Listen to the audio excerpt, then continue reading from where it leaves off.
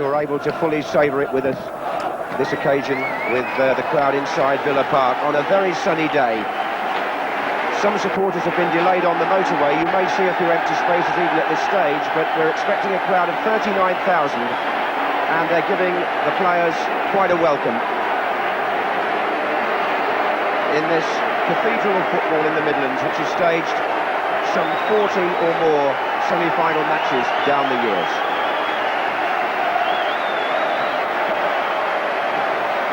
Liverpool will be playing in their chain strip of all grey because Palace won the toss to wear their normal colours.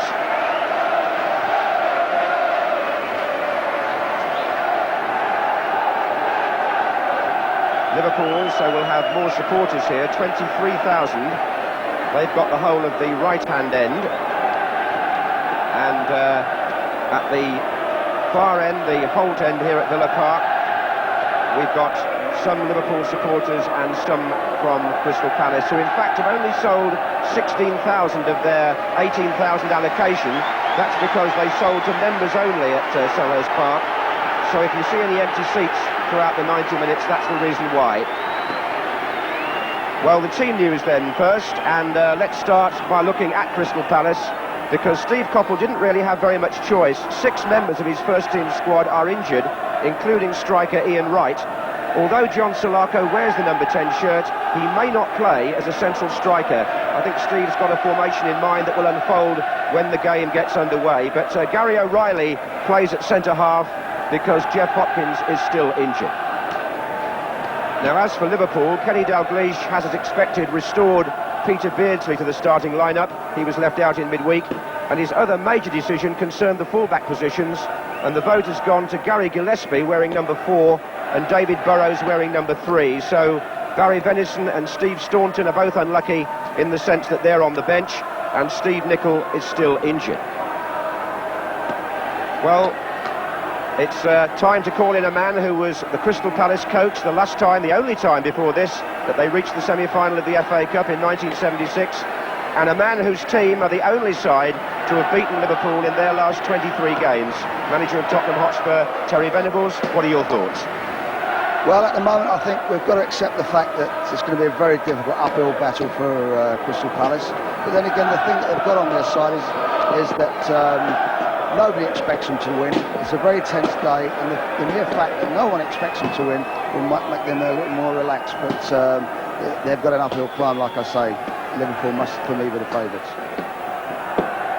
Kenny Dalglish and Steve Coppell shaking hands before the start. Do you see it as a tactical sort of match, Terry, or will it be an open game? I think Liverpool will play their normal tactics of a 4-4-2 with a lot of movement within the framework of the 4-4-2. And I would expect Crystal Palace to try something different. I think they might pack their midfield a little to reduce the space for the midfield players of Liverpool to play. But when you do that and leave one up front, you should really then play through the team, the short passing game. They play a longer passing game, which will leave Bright a little stranded on his own. So perhaps they might get caught between the devil and the deep blue sea if they're not careful. Well, we shall see. George Courtney is the referee, his 7th FA Cup semi-final in 10 years. And the 2 captains are Jeff Thomas on the left there of Crystal Palace, and the well-known figure of Alan Hansen, who's created something of a record. I make it his 12th FA Cup semi-final match this afternoon. Liverpool number 6 and skipper there. I noticed that Bob Wilson and Ray Wilkins referred to Andy Gray as a player who could be a key figure, and made the point that he had a short spell here with Aston Villa, and it's going to be interesting to see exactly where he plays in this Palace lineup today, because he's been used wide on the right mostly, but he can play as a striker or as a support player, and Palace are expecting big things of him. And there's another ex-Aston Villa player, Steve McMahon, who used to be on this patch at one time, and he was Kenny Dalglish's first signing when Kenny became the Liverpool manager. So there are at least 2 players who know the ground only too well, but indeed both clubs have played here so often that Villa Park is pretty familiar territory. It's, as I say, a fine afternoon and a feast of football coming up for you. Sure, you don't need reminding that this is just part 1. We have Lancashire Hot Pot at 3:30, and Crystal Palace in the red and blue stripes will kick off, playing in the first half from left to right. And they are, to say the least, the underdogs. 4-1 against Crystal Palace to win this match were the odds. And Liverpool, as Bob has said, are the holders and the favourites. So with some supporters still coming into the ground, George Courtney gets the semi-final underway on time. And that's Thomas forward straight away for Palace, just testing Burrows.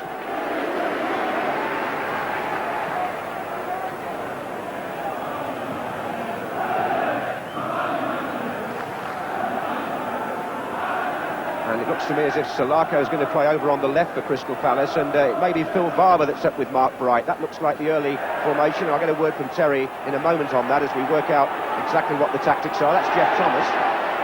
Here's Pardew with McMahon. Thomas again. And Gary Gillespie gets forward menacingly for Liverpool.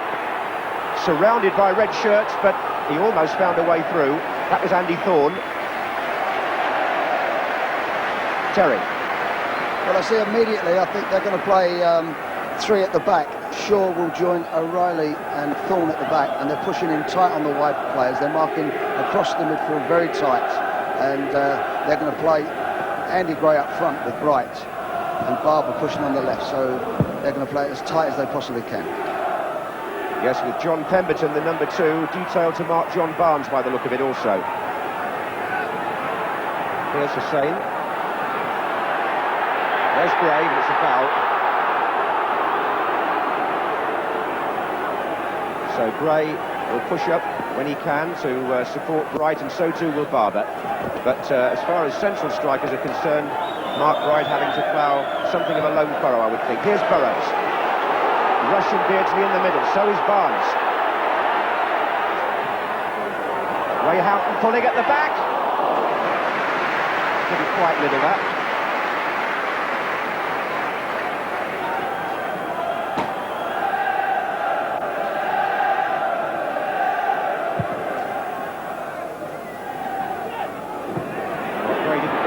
But Whelan certainly did. Here's Barnes. And that's Pardew, who's covering for Palace. I think the surprise of the tactics, John, is not that Pemberton's marking Barnes, but Salako, who usually plays up front, is playing left side against Ray Houghton. That's right. Steve Coppell, I know, was giving this a lot of thought overnight, what he was going to do with his formation. And that's the way it's looking, and we'll see if it does the trick for the outsiders. Liverpool team, of course, packed with big match experience, nobody more so than Hansen here. And Glenn Hussein, who would love to play in an FA Cup final. He tells us he's watched it every year back at home in Sweden. Television. And here's a man who's played in one, Andy Thorne. He was in the Wimbledon side that beat Liverpool 2 years ago, and he's an important figure at the back today for Crystal Palace. This is Richard Shaw. And it's Pemberton.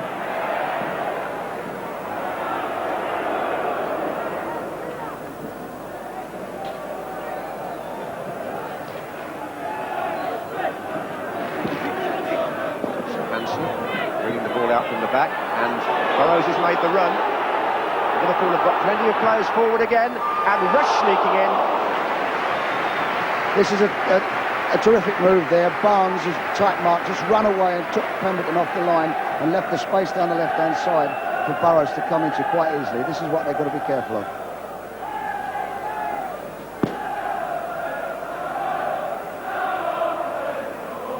Rush was coming in on the far post, but the ball just had too much pace on it for him to reach it.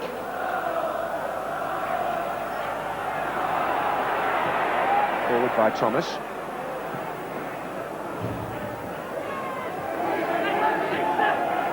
Just a reminder, of course, in both today's semi-finals that there will be extra time if the scores are level after 90 minutes. This is Hansen. McMahon this time is down the left.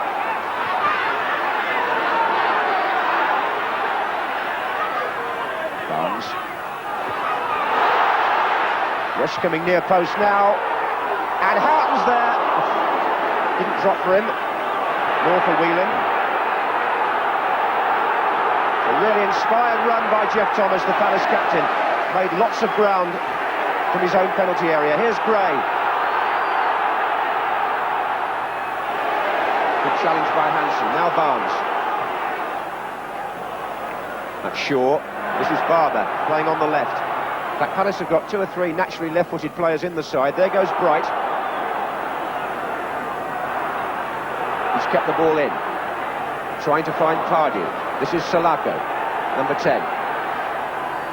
Wants to find Barber again. And the referee has given the free kick against Ray Houghton. So it's a promising moment for Palace, because there is a feeling if they can get at Liverpool, it may be from set plays. And Andy Thorne and Gary O'Reilly have both gone forward.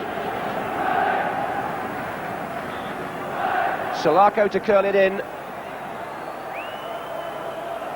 Thorne, O'Reilly and Bright queuing up. And Andy Gray's now gone across to take over.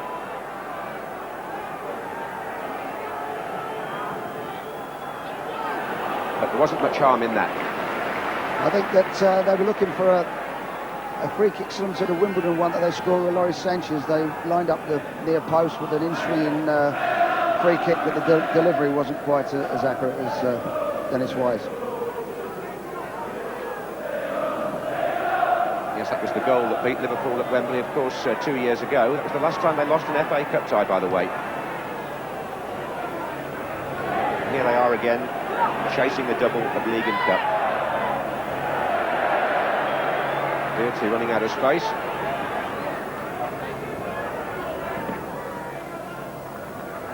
And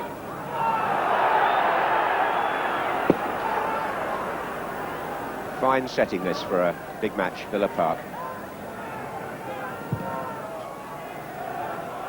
It's Gillespie with Barber. Forward by Houghton. Gary O'Reilly letting it run.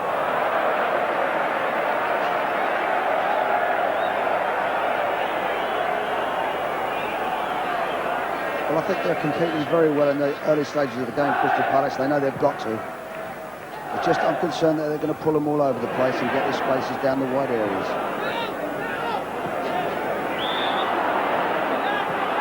Free kick to Liverpool. Richard Shaw staying close to Peter Beardsley, I've noticed, in that Palace system. This is Hansen. My word, he's made some ground there.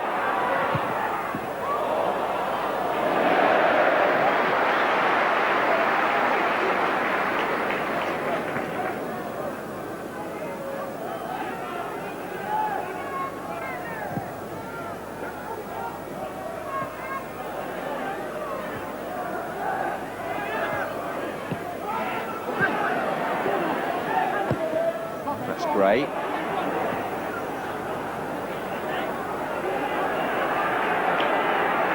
Motson looks to be in his usual commanding form here, seeing plenty of the ball early on.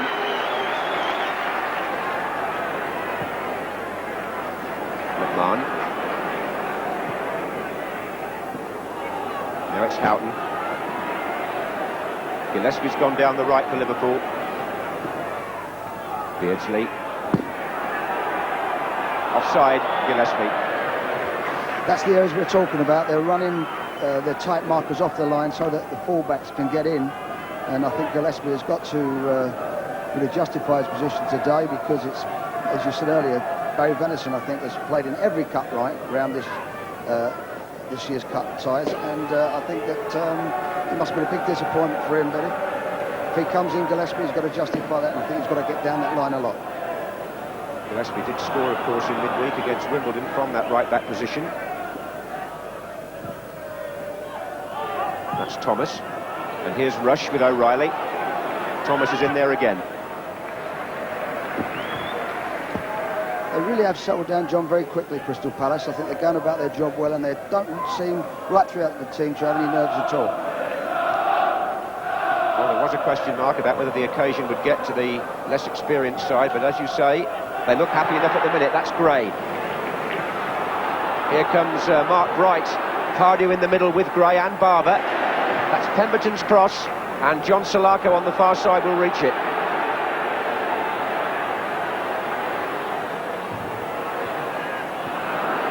Gillespie.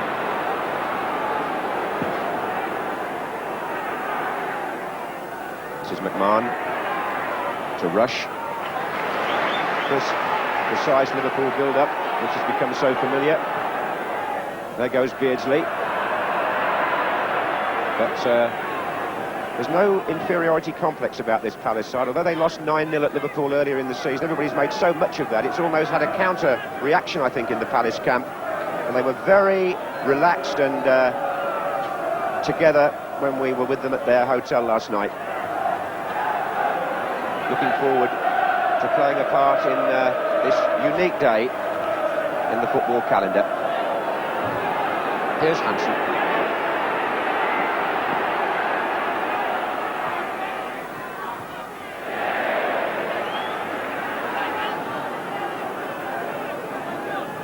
Whelan.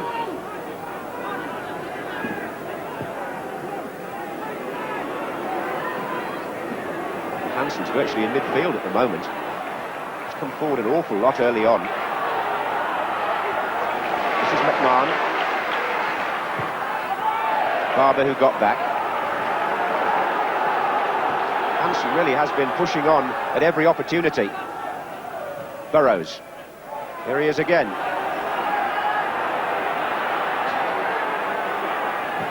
Well, he's almost a free man at the moment, Terry.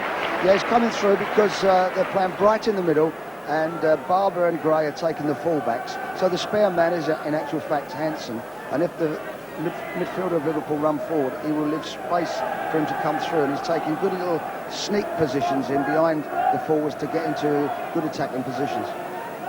Well, that's obviously what Kenny Dalglish had in mind, and that's Pemberton with Barnes. Here's Beardsley. Whelan well forward. Rush. Thomas. McMahon. Houghton. There's Sulaco. Here's Bright. Gray. He loves to run with the ball, Andy Gray, but he had too many grey shirts around him there. This is Whelan. Houghton. Andy Gray is a danger. He's very dynamic. He's a little bit hit and miss in time, a little bit inconsistent. He's inclined to go by a three or perhaps fall over the ball, but he certainly is a danger. He's up and down that field, and they've got to keep an eye on him.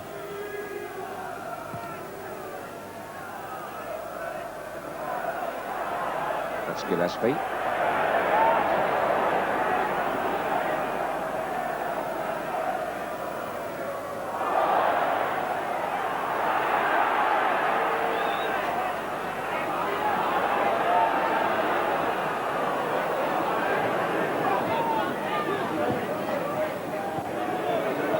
Once again, Hansen starts to build up for Liverpool.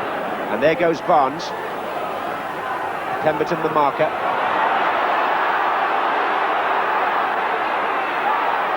Still Barnes.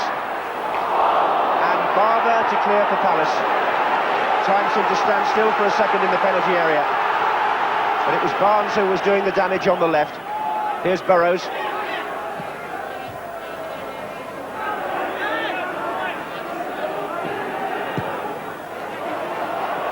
Beardsley.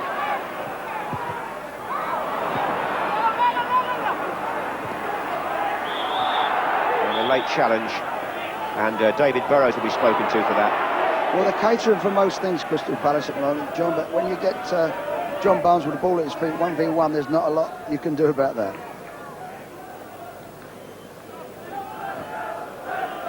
Now, it's a full-time job for Pemberton this afternoon, but I know he was looking forward to it. He's not short of confidence, the right back of Crystal Palace. Here's McMahon. Cardew. And McMahon intercepting. Rush going to the left now. Onside, Ian Rush. Liverpool take the lead. And Ian Rush, the ace goal scorer, once again makes it look so easy. Palace never recovered from Cardew losing the ball in midfield to McMahon, and the penetrating pass found out the Palace defence. McMahon, who got the ball from the Palace player Pardew. Slide rule ball, isn't it? They're looking for an offside, it never came, and as Nigel Martin narrowed the angle, Rush just jogged the ball past him with his left foot. And that's a moment of Liverpool history, because Ian Rush, with that goal, now becomes the second highest scorer in the history of the club. It's his 241st senior goal for Liverpool, and now only Roger Hunt has more. It'll be very interesting, John, now to see how they go about the game from now on. They've coped fairly well, actually, until now, and they've looked as if they've coped for most things.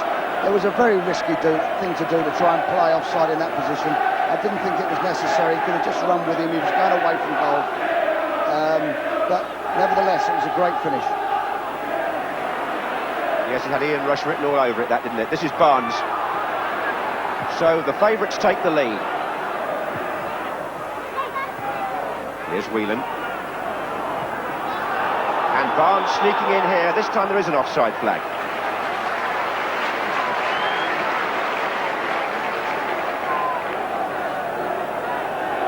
So after a quarter of an hour, Ian Rush, with his 32nd goal in the FA Cup alone, puts Kenny Dalglish's side in charge in this semi-final.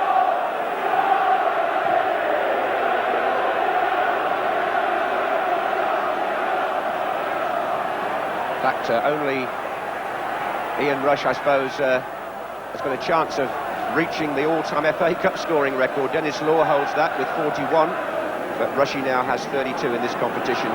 More important on the day, he's put Liverpool in front on what's always a tense occasion. And how will Palace react now? This is Barnes.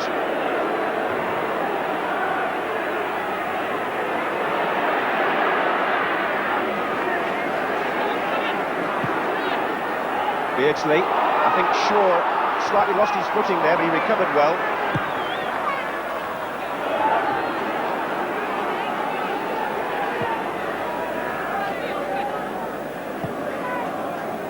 Gillespie.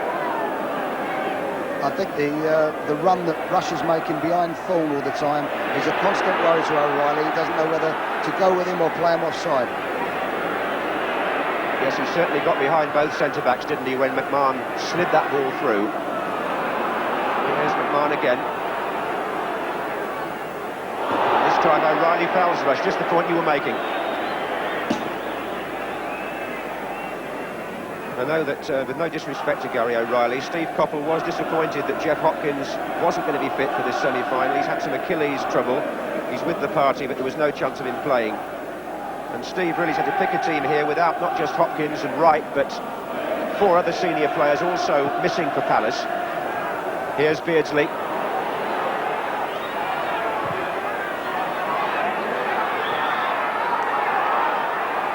That's going to be a Palace free kick. They're also without the likes of Eddie McGoldrick, David Burke, Mark Dennis, Alex Dyer, and they really were down to their last 13 senior players. And now they're a goal down too.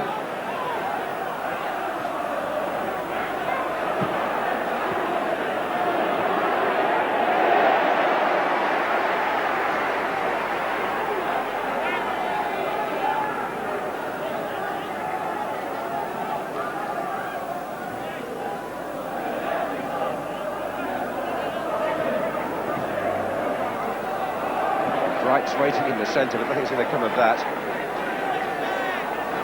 Obviously, a team like Crystal Palace have come here, they're going to run and work very hard, and I think Liverpool know there's a long way to go yet, and they'll try and run their legs out by keep passing that ball and make them run hard. I think we're going to see a lot more of the threat of Rush today as well, John. I'm sure most of our viewers have been with us from the start, and if anybody overslept or has just come in from playing Sunday football and you have missed the goal, more of it in a moment. Here's Pardew for Palace. It was a typical Ian Rush effort. Nice tidy finish from a through ball by Steve McMahon.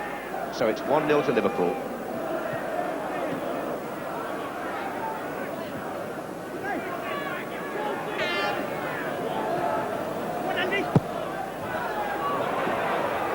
This is Beardsley.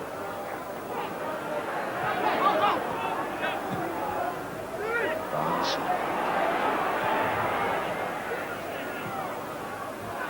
Whelan and McMahon combining in midfield, and now out to Gillespie.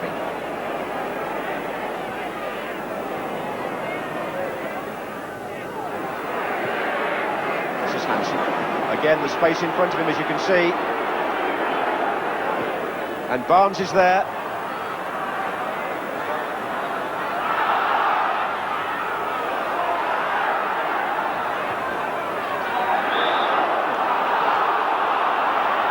Free kick to Palace.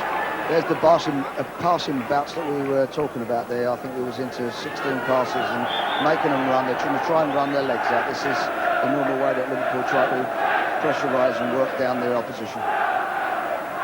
20 minutes gone in the FA Cup semi-final at Villa Park. Liverpool 1, Crystal Palace 0, courtesy of Ian Rush. Free kick to Palace, foul by Hansen on Bright.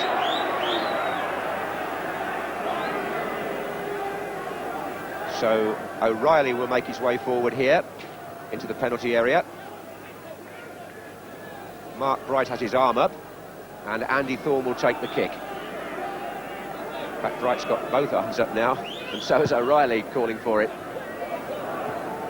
That was O'Reilly, but it was also Hussein. And John Salako still playing a withdrawn role on that left-hand side in this Palace formation, although we have seen him more often than not as a striker. Here's Gillespie, a bit tight with Thomas.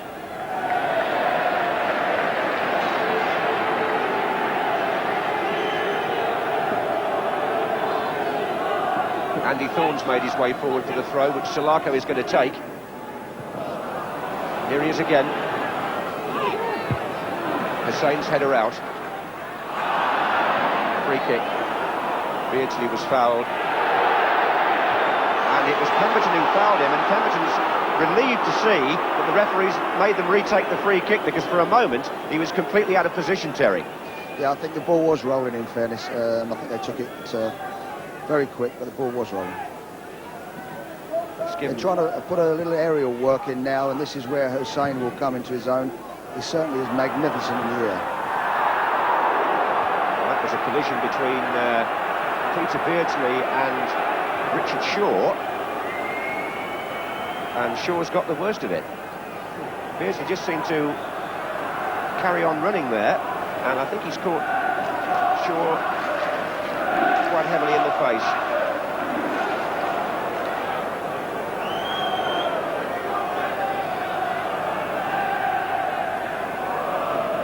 Just see as Nigel Martin comes out.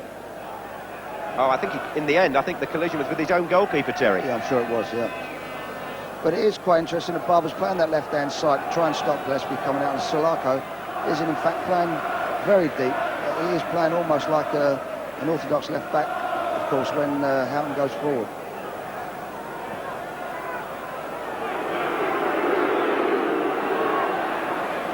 Here's Pardew. And now it's Mark Bright. He shook off Hussein there. He's got Jeff Thomas and Andy Gray coming up in the centre. If he could have got the ball in there, then Palace had a chance. It's the first time they've really threatened to open Liverpool up. Here's Salako.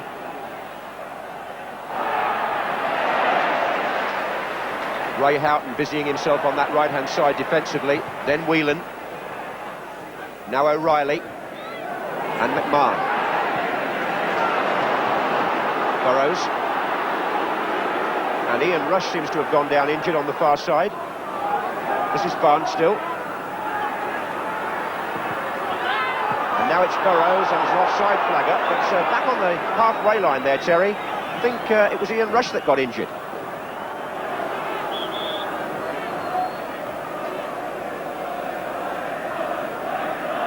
He's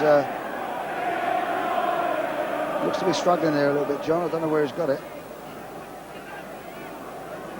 So the player who's put Liverpool in front in this semi-final receiving attention, and Kenny Dalglish watching anxiously. I think it's quite interesting now that Barnes and Rush and Beardsley have all made those little diagonal runs, especially along the 18-yard line there, and just like there where Beardsley was offside, and they're trying to play offside, and it's a real dangerous gamble for what they're going to win, for what they're going to lose. I think that they've got to be careful. They've already come unstuck once, and where Liverpool scored a goal, and the way he's moving today, Rush. That looks like the way only way he's going to get stopped. I think he's a bit like Marco van Basten when you said the other day the only way to stop him is to tie his legs together. Or bust it between his knees, John, something like that. Well, the applause is for Ian Rush. He's back on his feet. And he seems to have this happy knack of scoring when it matters in the FA Cup, doesn't he? 2 in the final on 2 occasions. And 1 today. With 25 minutes gone at Villa Park, Liverpool lead by that goal.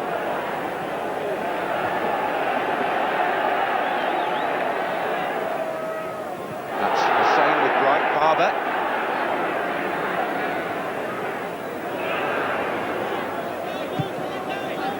I think Palace have only ever beaten Liverpool on 1 occasion in the last 18 meetings, back in 1971 at Selhurst Park, and they've lost twice to them this season. 2-0 at Palace, and of course the 9-0 at Anfield.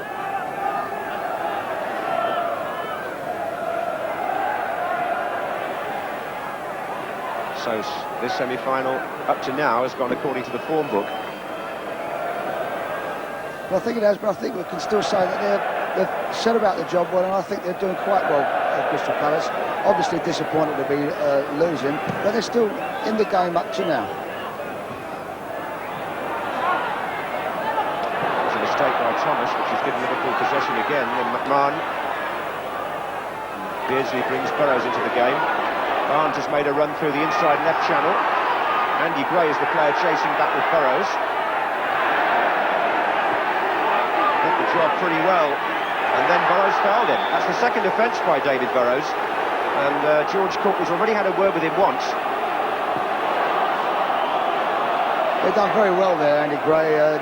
He's very strong, he's very determined, and he's done his job right, but he's inclined to want to lay on the ground a little while.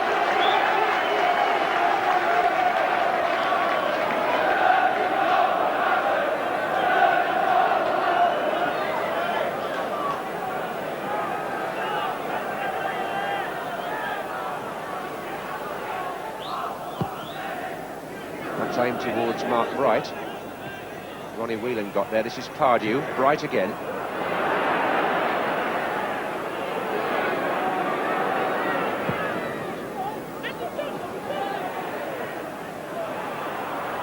And there's Hansen now with Bright, who gets the ball in, and Hussein's in trouble against Barber. It's a corner. He recovered well. Corner to Palace now. Have they got a chance with Thorne and O'Reilly going up? Thorne into the near post position, O'Reilly behind him, Bright taking the far post. That's the lineup. And O'Reilly with Grobbelaar, who punched well. But here's Salako.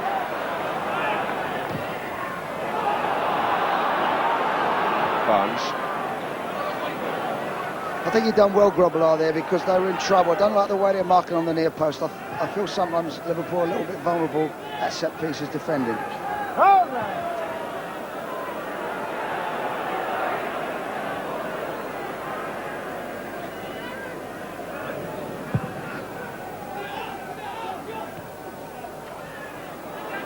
For anybody just coming in late, Liverpool lead by 1-0. The scorer Ian Rush. But a feast of football for you to look forward to today, of course. Here's Barnes. I'm sure our audience includes a whole host of professional players and managers, all of whom have played a part on the road to Wembley in some shape or form, no doubt. Here's Palace with Barber. Looking for Bright, who'd pulled away from Hansen, but Burrows came in with a covering header.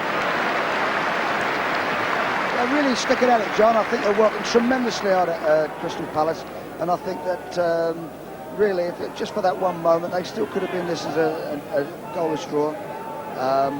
I just feel now that they've got to get a bit of joy, perhaps a goal before half-time, which will give them the real lift that they need. Yes, they did contribute to their own downfall a bit on the goal, because it was when Pardew gave the ball away to McMahon that there was no turning back then for Palace. The defence was split with one pass. Here's Beardsley. But Jeff Thomas is having a good match in midfield, number 8. Really leading the side well. in actual fact, the passing has been quite good today, Liverpool. Not quite as we expect, and they've been caught in possession quite a few times, owing to the fact that they're pressing the ball, Crystal Palace, very hard. Now, Ian Rush, who we saw injured about 5 or 6 minutes ago, cannot carry on. So here's an unexpected change in the proceedings. Steve Staunton is going to come on. And the man who scored the goal by which Liverpool lead will play no further part in this semi-final. Disappointed Ian Rush. Perhaps we won't be seeing some more danger of Ian Rush after all. Free kick to Palace. O'Reilly's up there. And Grobbelaar comes out. Here's Jeff Thomas. But George Courtney has whistled. Now then, let's have a look at what Liverpool are going to do. Steve Staunton is wearing 14, and he's taken up a left-hand side position in midfield, and I think that means Barnes up front with Beardsley, don't you, Terry? Without a shadow of a doubt, yes. And he really was looking sharp today, Rush. And I think he was going to give him... They won't be sorry he's gone off, I shouldn't think. Well, John Barnes, of course, used to that central striking role. Indeed, he played there in midweek against Wimbledon when Beardsley was omitted. So, indeed, we'll watch that closely, because some people, of course, believe he might even be pushed up there for England, matter of opinion. Here's Barnes again. McMahon looking for Beardsley. Richard Shaw's got to be quick here, he is.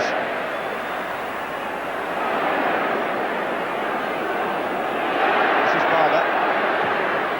And Bright makes the run, and it just dropped for Grobbelaar. What's interesting, John, is that Pemberton's gone with Barnes and playing centre-half, and O'Reilly's coming out here and playing against Staunton. That's a real surprise to me. Well, that was Staunton who knocked that ball into Barnes. And Ray Houghton's made a dangerous run from outside right, and Andy Thorne covered. I understand it's a rib injury that has forced Ian Rush out of the action. And Liverpool having to press one of their substitutes into service, and Barnes into a new position.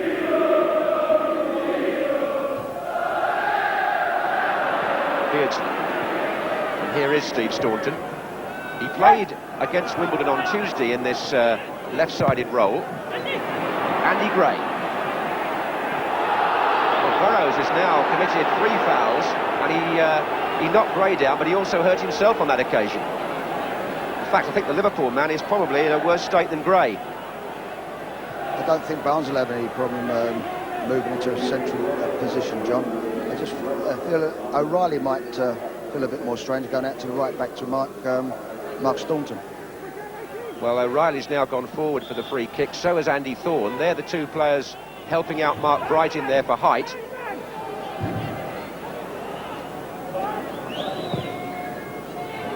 And O'Reilly's there, but there's some pushing and shoving, and it's a free kick.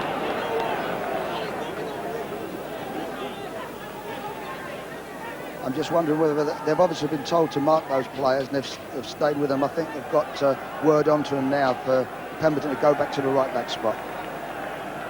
Yes, he's moved back across now to cover Staunton, as you said, and Shaw is still shadowing Beardsley in the centre. Here is Pemberton, in fact, back where he was.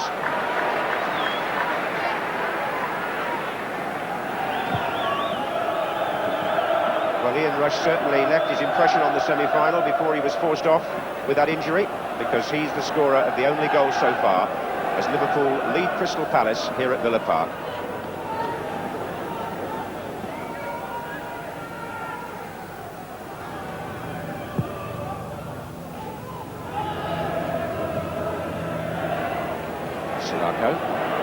Right.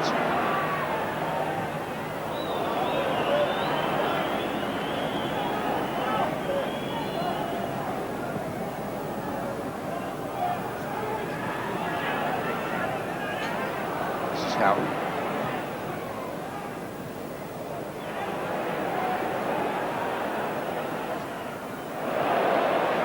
Just over 10 minutes to half-time here.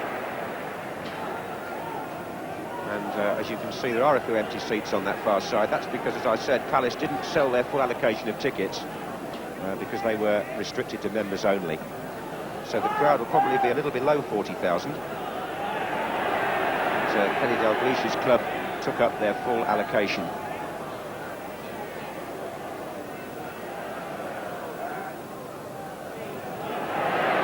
O'Reilly gets the better of Barnes and starts Palace moving. Good ball too. As Jeff Thomas well forward. O'Reilly again. Salako. Pemberton. Cardew well forward. And Thomas here. And now Gray. Barber wide on the left. Salako against Howe. And Palace forced the corner off Ronnie Whelan. Now Andy Gray will go across to curl this in. And the plan will be to try and get the flick on, I would think, from either Thorne or O'Reilly at the near post. 6 and 5. Phil Barber almost on the line.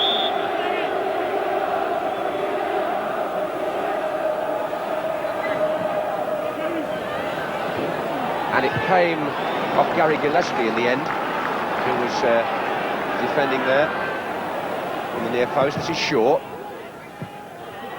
Pardew and Thomas combining. Barber didn't quite get that round the defender. Hussain was in the way. But Palace having a decent share of the play anyway, Terry. I think they're doing very well. They're certainly not out of the game yet. If they can pressurise them the way they are and make them give the ball away, they've got a chance to get some encouragement from that. And certainly at corner kicks, I just feel that they might have a bit of good fortune on that as well. But with 36 minutes gone, it remains Liverpool 1, Crystal Palace 0. Ian Rush, the goal scorer, off the pitch injured and replaced by Staunton. This is Burrows, the flag's up. Ball was out. It's a throw-in. George Courtney was in charge of the Marseille-Benfica European Cup match in midweek, and he's also off to the World Cup to be the English referee in Italy. And up to now, the players have given him no trouble today. Match being played in a good spirit, and up to now, going Liverpool's way. Pemberton. Pardew. This is Thorne.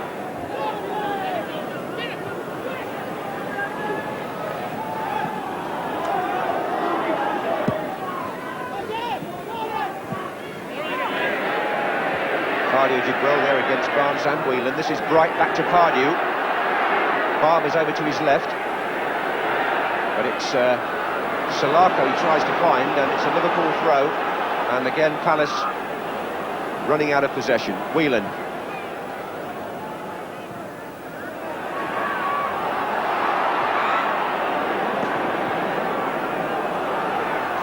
And again.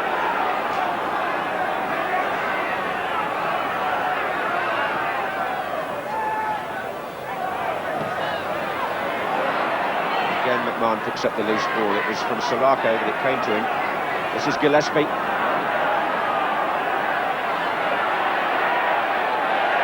Still Gary Gillespie. Barnes is waiting in the centre. Staunton's joining in there now, and Liverpool force a corner. 7 minutes left in the first half. Ray Houghton's going to take it. Glenn Hussain is making his way forward from the back. Mark Wright coming back with him to mark. Barnes. Thorne. Ray, Hansen, Beardsley.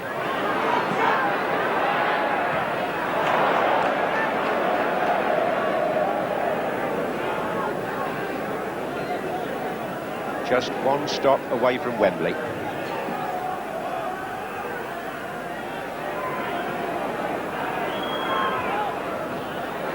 Gillespie for Liverpool. Barnes. And now Steve Staunton saw the chance for a shot, came back off Thorne.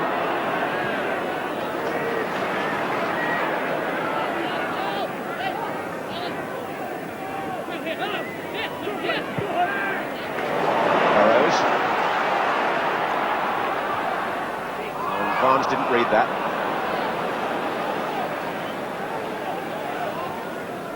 Wasn't expecting that ball delivered where it was by Burrows.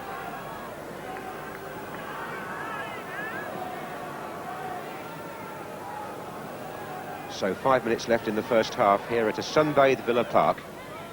with the second part of our double bill to come up this afternoon. 3:30 kick-off at Main Road. Probably the players of Manchester United and Oldham among our viewers, I would think.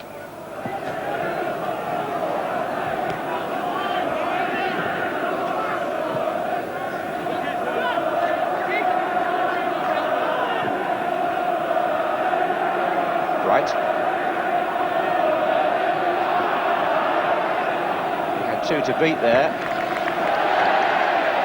And Alan Hansen gives away the corner, which will give Palace some hope. Barber will go across to take it.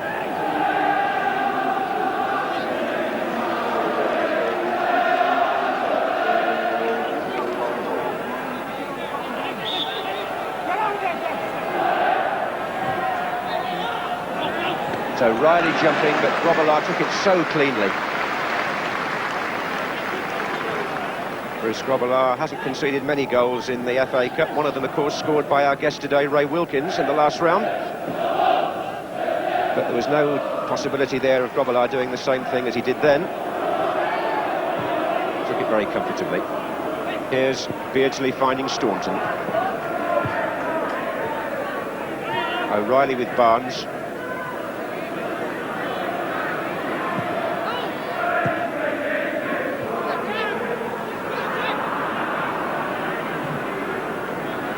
There's 4 minutes left in the first half. Liverpool lead 1-0. McMahon, the man whose pass provided Rush with that opening. Now Gillespie. Thorne with Barnes.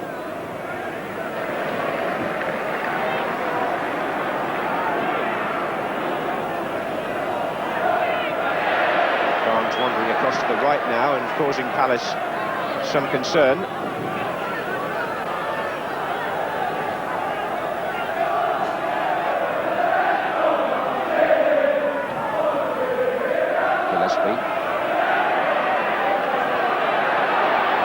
And Staunton's offside. He's offside. That's that same run again there, John. They're just trying to get across the back of the defence. And it did look offside, mate.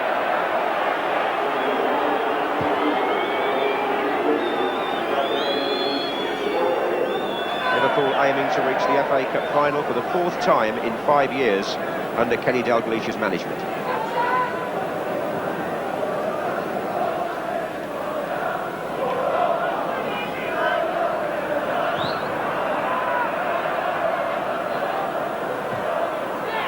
This is Pemberton for Palace.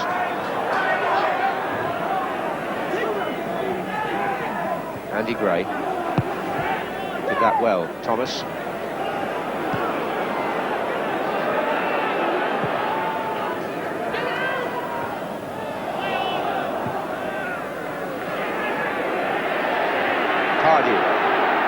Barber. Salako out left. Bright waiting in the centre for a cross. Wasn't a good enough one. Hansen found McMahon. This is where Liverpool sometimes can be so dangerous. Barnes. Palace are getting players back now, but the run is by Peter Beardsley. The same run behind the central defenders. Nobody to his right first, and he had to hold on. Staunton. Now they've opened it up again now. McMahon. Well, the shot was always on there. So what's your overall feeling about this half, Terry? I think it's been a good game. I think that Crystal Palace have done very well. They've caught Liverpool continuously in possession, which is not always a very easy thing to do. They've worked very hard. I think the two midfield players have competed against McMahon and Whelan very, very well, and Thorne was organised well at the back. But Liverpool lead 1-0, and although the man who scored the goal is off the pitch now injured, it's difficult in some circumstances to see Liverpool letting a game go when they have the chance to take a grip on it. We shall see. There's a minute left in the first half, so there is quite a long way to go. And as you rightly said, Terry, Palace haven't folded after that goal. They've had a decent share of the proceedings territorially. Here's Pardew. Thomas. Thorne.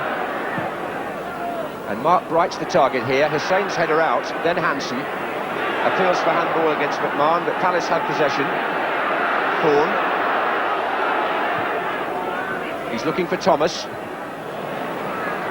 Barber. Against Houghton. Now it's Salaka. Attacking the right-hand flank, but again, the ball in by Salaka wasn't of good enough quality to trouble Liverpool. They seem to be getting, especially Salaka, seems to be getting good crossing positions with space, and he doesn't seem to be able to clear the first defender. He's getting no height on his crosses at all. That's what's made it frustrating for Mark Bright, really, because he's been taking a reasonable position in there, but that's right. Yeah. It seems O'Reilly, funny enough, seems to be dealing at this moment in time anyway with Barnes better than he was with Ian Rush. And of course Liverpool now don't have the same threat down the left-hand side when Barnes has gone from there. Here is Barnes in his new role, and there is O'Reilly at his back, forcing him to play it to Hansen. It was Burrows who was well forward there. Thomas, a bit tight maybe for Barber.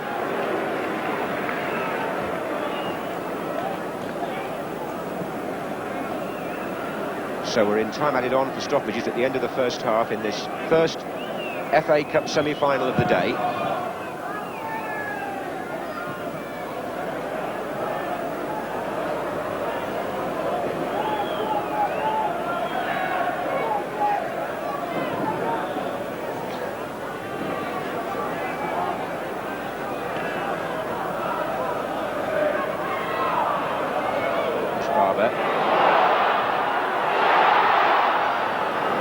Expectant shouts from Palace supporters who thought that Mark Bright might find a way through. The gate was shut in his face there.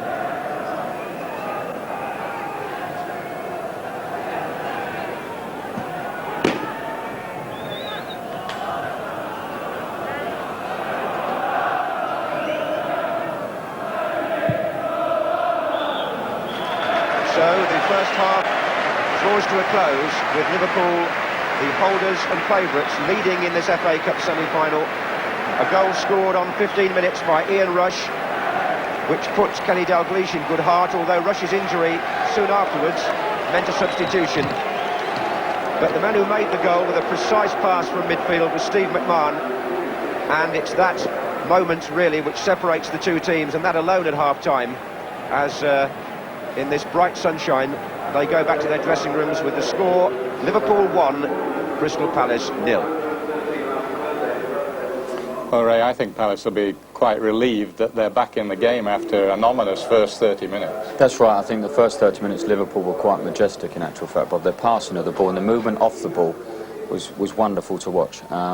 Palace just weren't at the races, really. The last 15 minutes they've actually come back in the game, but I honestly feel they've got to try and get the ball in the Liverpool box as much as possible and follow up and play on the second ball. We'll talk a little bit more just very shortly, but meanwhile we're just going off to the newsroom just for a few moments. And Moira Stewart. Ray really will be happy just to be one down. That's right, Bob. I honestly felt they'd come out as soon as the whistle went, put Liverpool under an enormous amount of pressure. They didn't. They allowed Liverpool to play with the ball, and I think their big mistake is they're allowing Alan Hansen to have the ball too much. He's having a magnificent game. Well, I think majestic's the only word I can find to describe Alan Hansen's performance.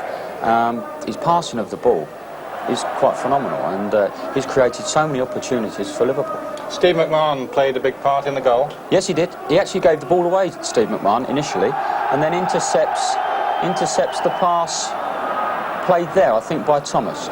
But when you've got guys running off the ball, such as Ian Rush does here, he sees McMahon bringing the ball forward, and the timing of the run was quite fantastic. That's really. Ian Rush right back to his best, Ray. That's right. I thought Ian Rush looked very, very sharp, Bob, before he got that injury, and unfortunately he's had to leave the game. As you say, it's the timing of Rush's run there in the middle of the picture. Yes, that's right. I think that's the trademark of Liverpool. They're running off the ball.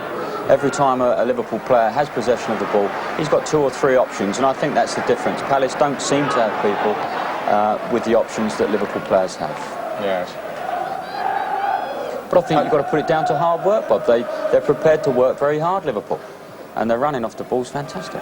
Well, it is, as you say, it's that urgency, isn't it? That's there was right. a difference early on, we felt, in the game, in the urgency, and it was the space, really, that Palace allowed certainly the Liverpool back four. Yeah. I think everybody connected with the game knows that if you allow the Liverpool back four to play, they will play and they will take you apart. Well, we had a similar experience at Loftus Road, where we allowed Liverpool too much time at the back, and they made it very hard for us. But when we went to Anfield, we tried to cut them out. Don told us to try and get onto Hansen, to get onto Hussein, and stop them playing. And we got some joy out of it. And I honestly feel Palace had to do exactly the same. Early on there, John Barnes looked the man that we know he can be. He had an early run, Ray, and I think this is the second run of his. Yes, that's right. He picks the ball up, John, but I think you can see, but the defender's got no support. He's 4 or 5 yards off him, isn't it? I mean, he is, but he's also got nobody helping him out, Bob. Nobody giving him any advice. And as Barnes goes past, John Barnes has got all the room in the world that he wants. He knows that if he gets past that guy only a yard, he's going to be able to get across him. And Palace have to double up on defenders. They can't allow John Barnes to have that sort of space to run up. They've got to support each other better. Most definitely, yeah. But the encouraging thing for Palace really is that they are back in it, aren't they? They're definitely back in it. The last 15 minutes they've had as good as they've given, as good as they've received. OK, we're going to go down to the dressing room area now, and with Gerald Sinstad is the manager of the Palace side in 1976, the only time that they were in the semi-final before Malcolm Allison. Well, Malcolm, you went through all this once with Palace yourself. What's your verdict now, just as an onlooker? Well, I think they're playing with a lot of determination, and they look physically, fractionally stronger than Liverpool. Technically, I think that Liverpool are better than them, but the biggest problem they got, I think, is Ian Hansen. And I think that if Mark Bright pushes across and closes Hansen down quicker, and I think then stopping the balls coming out the back, that causing Palace quite a few problems. It's remarkable that Liverpool have had so much pressure and so few chances. Yeah, they've only had one real chance, which Rush scored. A great ball from McMahon and a lovely diagonal round from Ian Rush. But they've only had that one chance and they took it very well. Bright is causing a lot of problems when he gets the ball up front, but he needs a bit more assistance. I think they've got to gamble this half and push up a bit more. Now that Liverpool have had to reorganise without Ian Rush, what effect do you think that might have? Well, John Barnes can be very dangerous in that position, and they've really got to watch it. So I don't think it'll make a great deal of difference. And he scored the very, very important goal, Rush, so I think he's done his share. Steve Coppell talked beforehand about disrupting Liverpool's rhythm, which does seem to have been the way teams have been successful against them this season. Do you think they've achieved that in any way? No, they've not got enough players forward early enough. They've got to gamble a little bit more. And I think they've been one down at half-time, that they will gamble this half. The pass that Steve McMahon played for Ian Rush was the kind of pass we used to see from Kenny Dalglish, wasn't it? Yeah, it was a brilliant ball. Lovely run by Dalglish, lovely run by Rush, and they couldn't do anything about it. They appealed for offside, but it was a great run. David Burrow's been making a lot of progress down that left side too. Yes, I mean that was where they were causing most problems. Best crosses came from that side, and but after about 20 minutes they seemed to close it down. Do you enjoy this now, just sitting, looking at it as a neutral, or do you wish you were back on the bench? I'd sooner be back on the bench, but I'm enjoying it very much. Nice to see you looking well. Thanks, Malcolm. Life's got a lot more serious in football since the days of Malcolm Allison. Very much so, Bob, yeah, very much so. But, I mean, he's always been a controversial character. He actually said there that he thought that Palace was physically stronger than Liverpool. Yes, he did. I couldn't agree with that. I think Liverpool have been far superior in every department than Crystal Palace this morning. How are they going to get back into it? What is their best chance? Set I think pieces, Malcolm was or? right in what he was saying. They've got to push forward more. They've got to get good support behind the ball. So if the headers are coming out of the box, then they've got good support there to pick up the loose balls. I think in the first half, Crystal Palace didn't actually pick up a loose ball. Liverpool were first to the ball all the time. And I think that was a major factor in the contribution that Liverpool have made. So all round working harder, more as a unit, and better supporting play by Definitely, Palace. Bob, yes. But Definitely. do they think they've got a chance here? Well, I think if they get the ball forward enough, and they're fortunate enough to get a few set pieces, few corners. We know Liverpool are quite vulnerable from set pieces, and Crystal Palace got some good headers of the ball, and if they get the right ball in, they might just nick one back. Any significance with Ian Rush being out? I don't think so, no. I think that you just swap one international for another, and it's, I think... Well, here they come. Here they come for the second half. Bruce Grobbelaar, Steve McMahon there, the Liverpool lads with that one-goal cushion at the moment. Crystal Palace have it all to do. Let's rejoin Terry Venables and John Motson.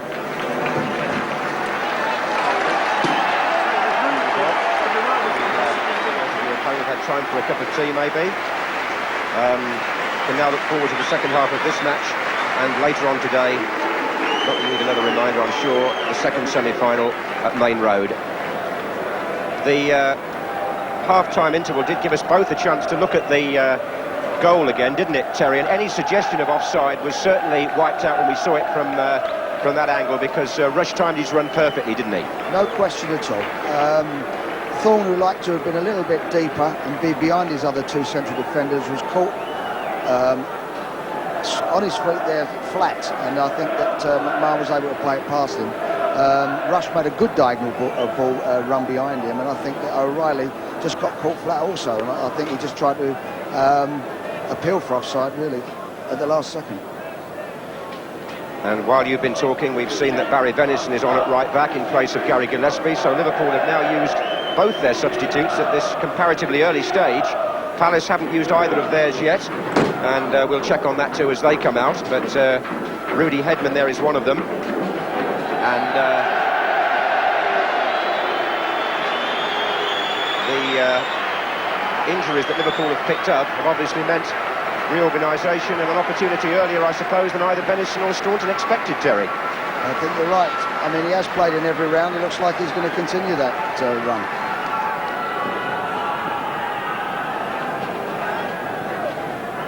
Barry Venison, who actually came on as a substitute, I recall, in the final itself against Everton. There's Ian Rush back changed. Disappointing end to the day for him, but his goal may still prove priceless. We shall see.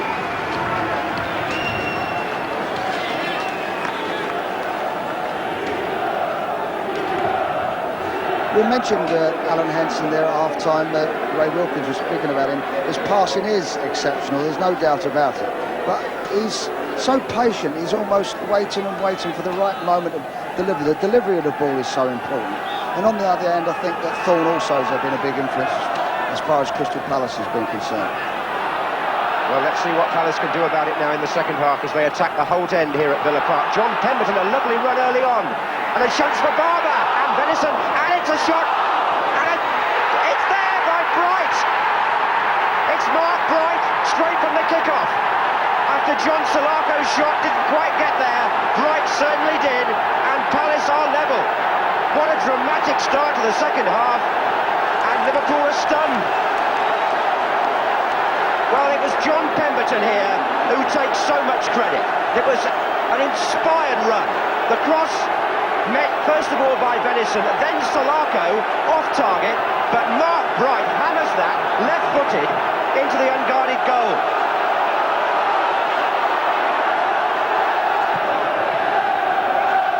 Well, what a start to the second half for Crystal Palace. They are level, and Steve Coppell is back in business. When the play dies down, Terry, I'll get your reaction, but the way Palace have started the half, I'm not quite sure what's going to happen next. Here's Beardsley.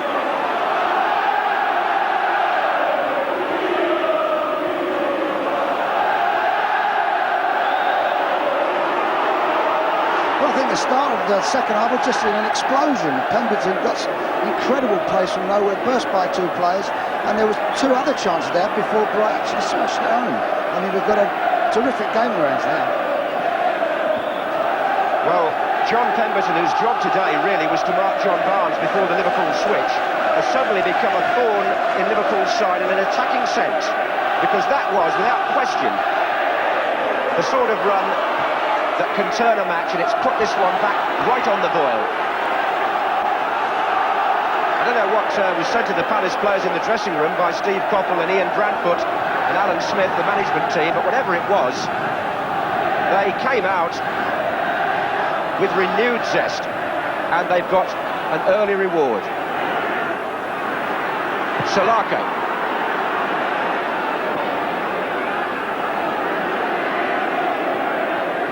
This is Staunton. Burrows.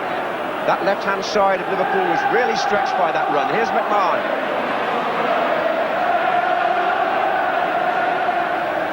Whelan.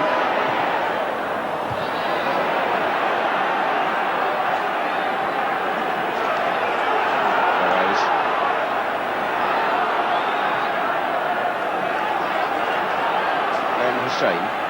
to Barry Venison, whose first duty when he came on was really to try and stop that Palace attack. He was close to Barber on the cross. That fell for Solako in the end. And that's a foul by Venison on Barber. Quite a stiff challenge in actual fact. It gives Terry Venables a chance to reflect on the way this semi-final has turned.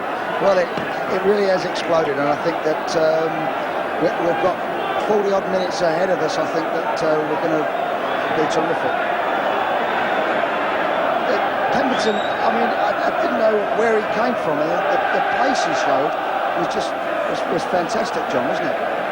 Yes, he just seemed to make up his mind to make that run right from the kick-off, and Liverpool just seemed to be caught out by it, didn't they, on that flank? That's right. He's a great lad off the pitch, John Pemberton. He's had, as many of Steve Coppell's players have, experience in the lower divisions at the places like Rochdale and Crewe.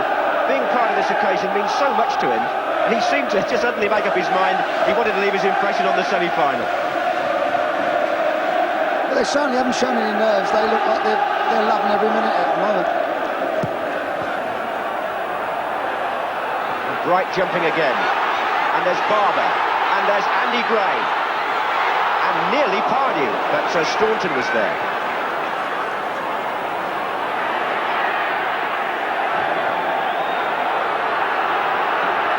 I think at the moment, as I said earlier, I think O'Reilly's dealing better with Barnes than he was with Rush. Barnes wants it to feed all the time, and he's quite happy there. But Rush obviously wanted to get behind him and constantly make diagonal runs and threaten the back of him. Andy Gray has got a low flash point actually at times, and he got involved there with a couple of Liverpool players, and George Courtney having to administer his first serious lecture of this semi-final. He's a volatile character, Andy Gray, but he's very talented. And Jeff Thomas, the captain, may have to go forward and just also receive a warning word on behalf of his team, because George Courtney is determined to keep this under the calm control that he had in the first half. Been playing 5 minutes in the second, and it's Liverpool 1, Crystal Palace 1. And if you were making a cup of tea and taking rather a long time over it, I suppose you could conceivably have missed the goal before you got back in front of the television. Well, Liverpool were just caught completely cold, weren't they? I think they were still having a cup of tea in front of the television. Right. And it's put this game back in the balance. And from the neutral point of view, who's complaining? And he might be wondering now whether that goal he scored is going to prove as important after all. On by Barnes.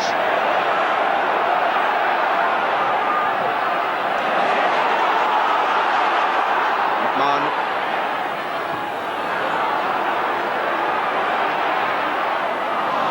This is Barber. And there's a late challenge there. A late challenge there. Steve McMahon got involved with Phil Barber. And that was after the ball had gone.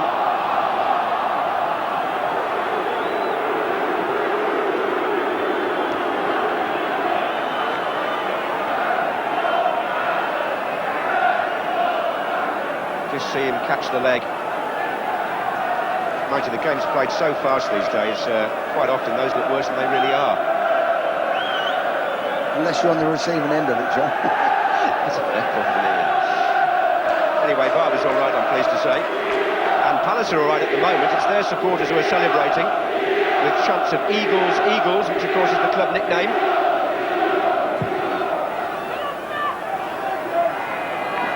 It's forward by Pardew. Bright is chasing. Hussein there. And just a reminder again, if you hadn't heard me the first time, there would be extra time today if this was a draw at 90 minutes. And of course in the other semi-final too. And Houghton gets away from McMahon's pass and completely slices his shot. Actually, the run was good, the ball was good, and it set up just nicely for him, but just to finish. It's the hard bit.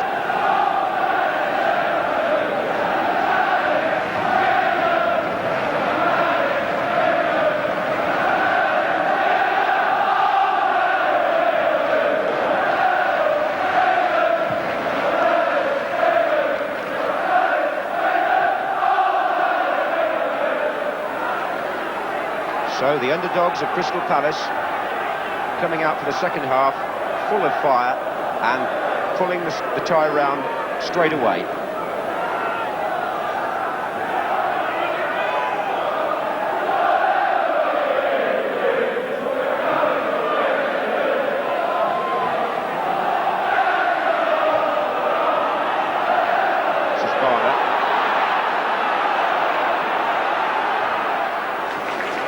Pemberton's cross, John, in actual fact, was great quality at the end of a very fast run, and Barber was nearly the one to head it in the net.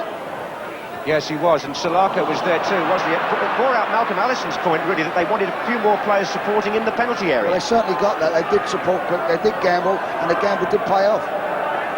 That's absolutely correct, and it's certainly given a new edge for this semi-final now. It's level at 1-1.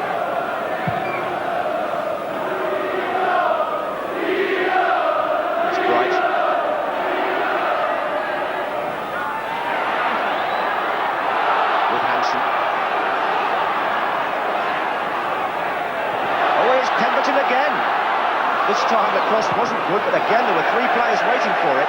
Palace are playing with a renewed optimism now. They're pushing people up alongside Bright and around him and getting far more bodies in the Liverpool penalty area than they managed in the first half. And from Pemberton over on that right-hand side, there's real service in prospect now. And Liverpool have got to scratch their heads and find a way of cutting off that supply.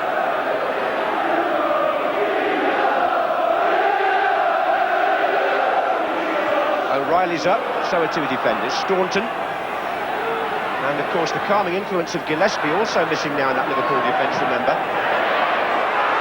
And he looked offside, but he's not, it's Bright. The ball's out now.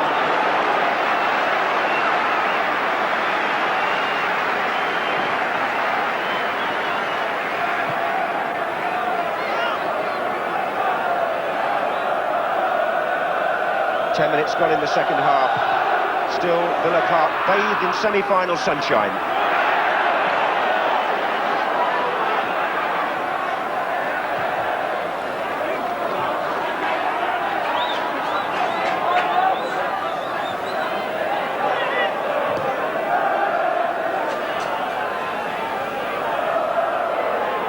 Alan Hansen.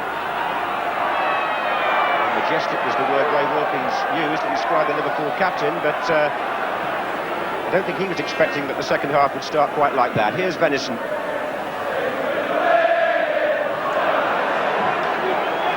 And his team now have got to rebuild their position.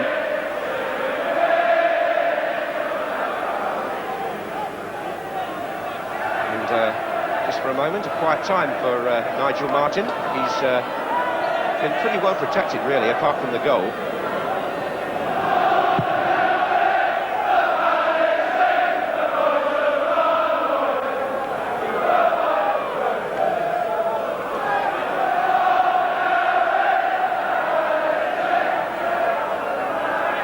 Steve Coppell standing up with Ian Brandfoot there doing the pointing.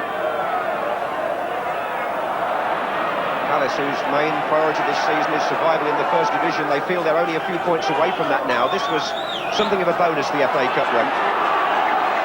And they've responded to it well. Here's Hansen. Barnes. There's nobody there for Liverpool. That's a loose ball by John Barnes standard, Terry. See, I think they have missed Rush, John.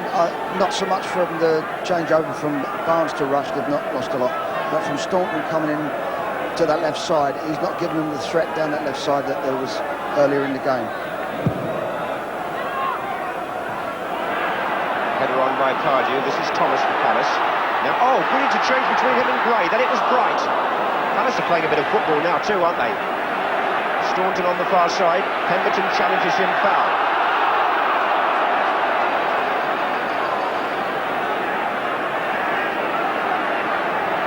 Pemberton again was the player making strides down that flank, and he's getting some space.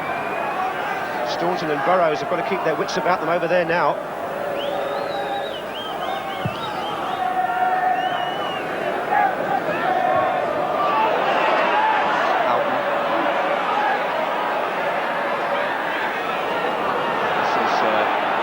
Venison. Barnes taking up a position by the penalty spot. Whelan now. Beardsley goes to the right. Nice little run. Richard Shaw is with him, and well played too by the number 3. Only 21, Richard Shaw. Palace through and through. He's come from the youth team. Such a big day, particularly for the Palace players and their families, because they haven't been used to this kind of thing. And Steve Coppell has, of course, as a player at Manchester United.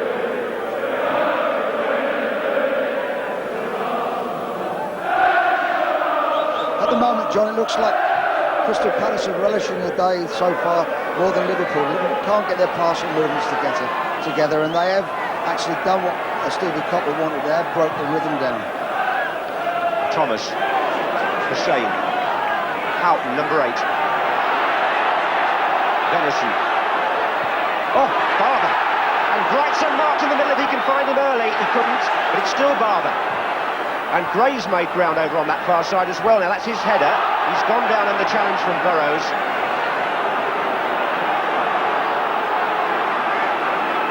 It was a mistake initially by Venison that put Barber in. And Mark Wright, just for a moment there, was completely clear in the middle. I don't know where the central defenders were in that split second, but here's one of them now. It's Hansen. Houghton. Beardsley. Liverpool's passing game seems to, as you just said, have broken down. What they're prepared to do, Crystal Palace, is not just go towards the ball and stand off 4 or 5 yards. They're getting very close to the ball and putting the Liverpool players very much under pressure. Well, that was the way that certain people felt they should play against Kenny Dalglish's team, and it's working at the moment. Hansen's header gives Palace more possession.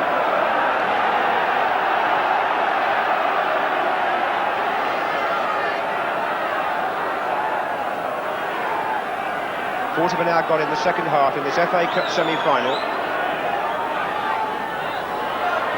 Bright again, and away by Whelan from near the line. Thomas. Liverpool have a lot of defending to do at present, and they're not doing it with a great deal of composure, I would have to say. Barry Venison, they're getting into a real mix-up.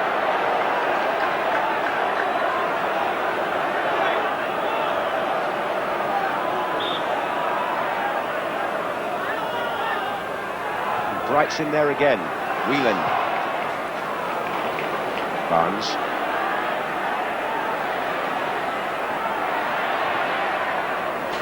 It's chested down by Staunton for Burrows. McMahon is the player on the left wing. Andy Thorne is the defender.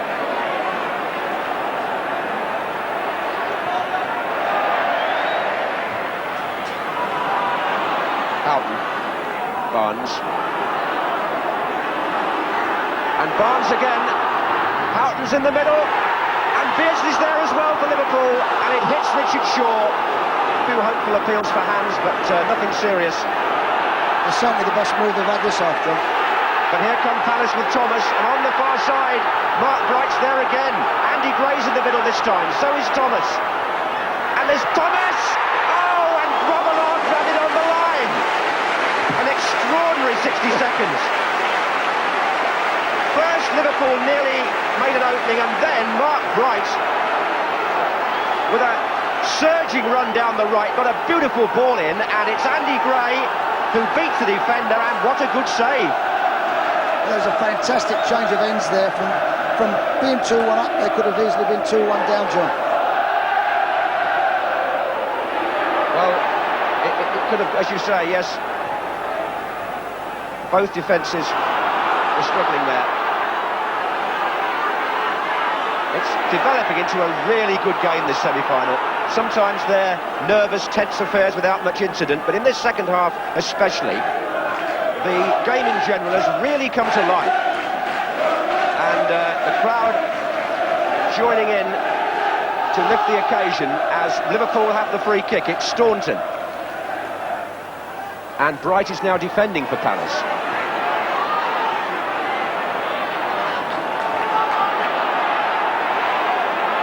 Whelan, Hussein, Beardsley.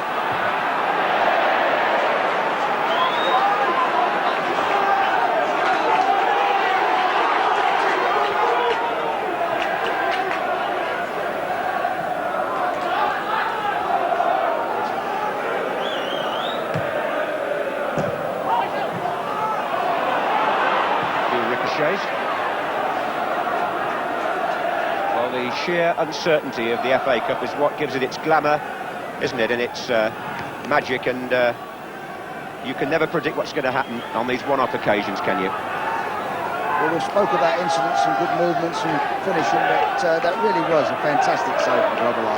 He seemed to find another 6 inches from out his arm there. Yes, it was a typical example of what good reactions he has, wasn't it? And Palace had done well again to get people forward in the box. Gray it was who nearly scored. Now it's Hussein getting forward for Liverpool, but falling over in the process. And Jeff Thomas finds Phil Barber.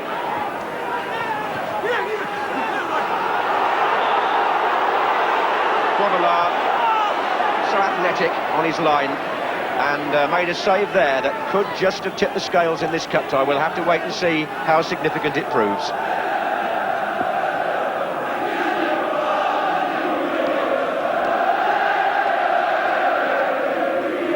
Sure, Nigel Martin would have admired it from the other end. Bright still giving Hansen some difficulties.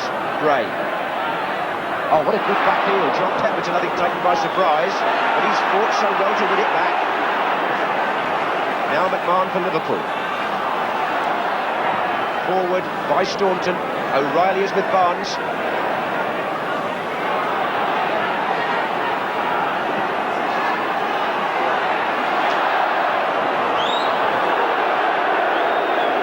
Free kick. And George Courtney wants a word. It's Ronnie Whelan who's in trouble.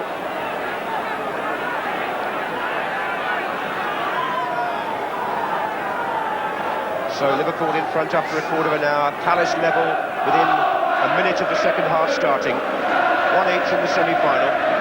Palace with the free kick. It's Hussein. We've been playing 20 minutes now in the second half. This is Pardew for Palace.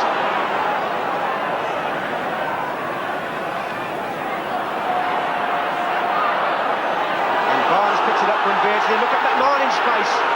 It's McMahon for Liverpool, forward run, Nigel Martin doing precisely the right thing, getting out the full 18 yards to block Steve McMahon. And here Palace were really opened up. Beardsley into Barnes. McMahon is starting his run now, nobody with him, and Martin is there to make a very telling save. So both goalkeepers have now excelled themselves in this very exciting period of play.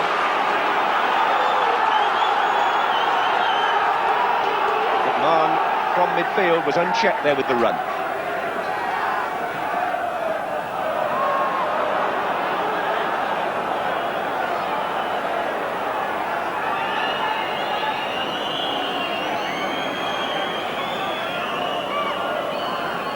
Oh, will we be having extra time, I wonder?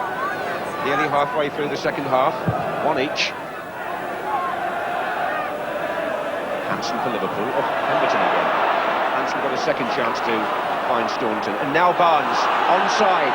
Houghton and Beardsley making runs to his right. Good block by Andy Thorne, who was covering O'Reilly. This is Hansen. Whelan. Oh, good play by Barnes. Whelan!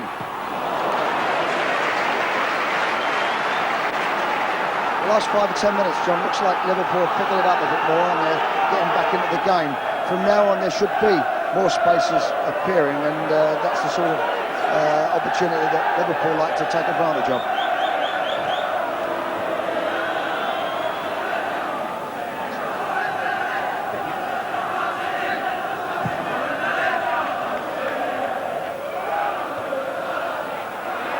Andy Gray.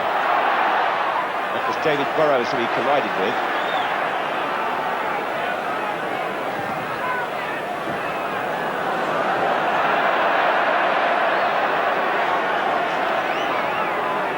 Well, certainly the painful memory of that 9-0 defeat now wiped from Steve Coppell's mind as Crystal Palace hold Liverpool in this semi-final. Indeed, have taken the game to them for much of this second half.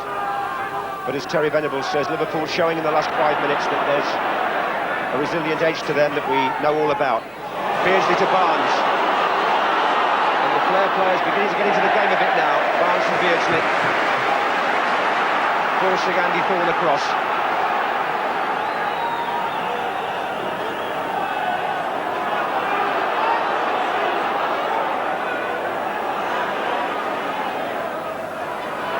Barnes back to Burrows. see what I mean there, John? They're getting so close that every time the ball is passed, a foot's just appearing. Barnes. And there were three of them round him there. This is Gray. Thomas. Mann. Good tackle. Free kick. Quickly taken. Barnes.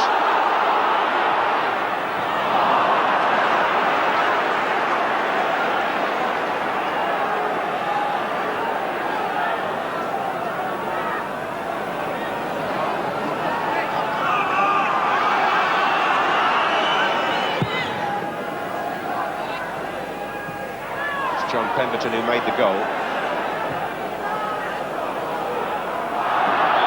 That's a foul.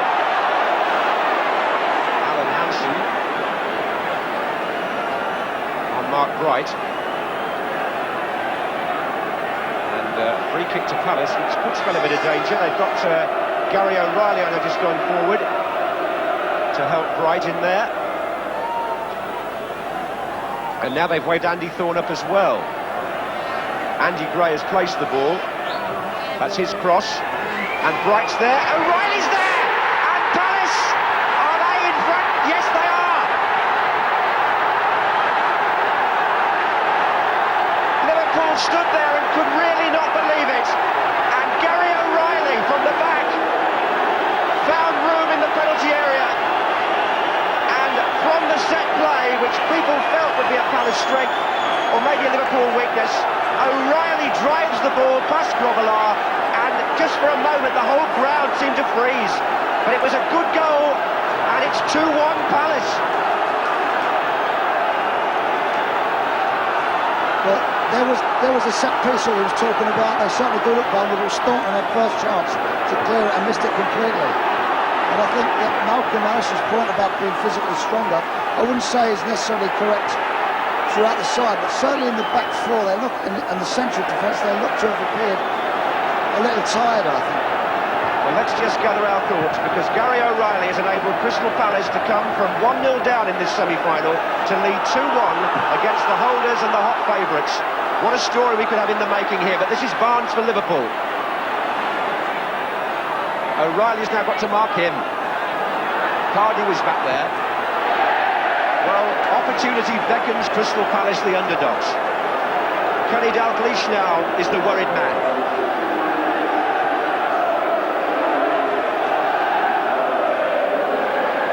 This is Staunton. Header out by Thorne.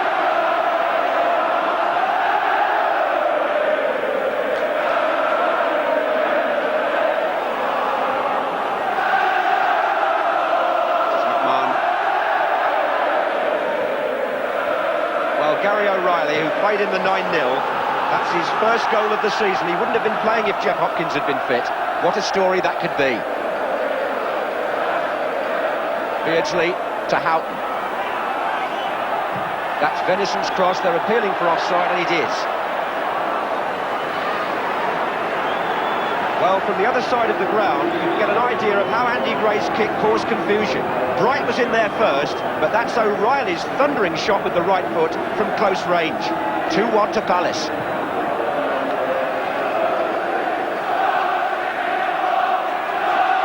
And listen to their supporters just at the moment. Here's Cardew.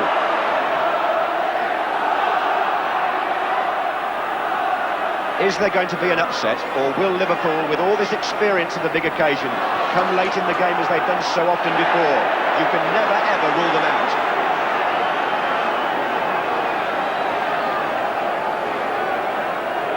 I think it was Ray Wilkins who said that if Palace are going to do it, they're going to do it in 90 minutes.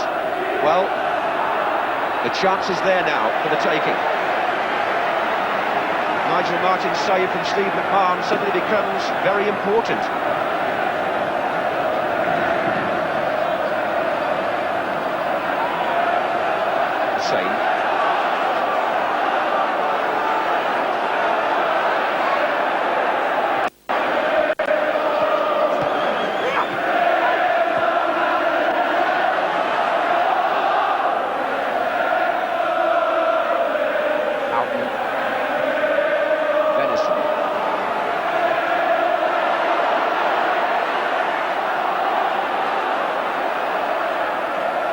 Burrows coming up for Liverpool. Now Staunton. Barnes. O'Reilly. George Court's got a close view. Corner. Beardsley's gone across to take it. And Glenn Hussein is up in the penalty area. Barnes and Staunton are taking up near post positions. And it was cleared by Phil Barber, defending at the near post. Not the sort of delivery Beardsley really wanted to get in there, but he's got another chance now.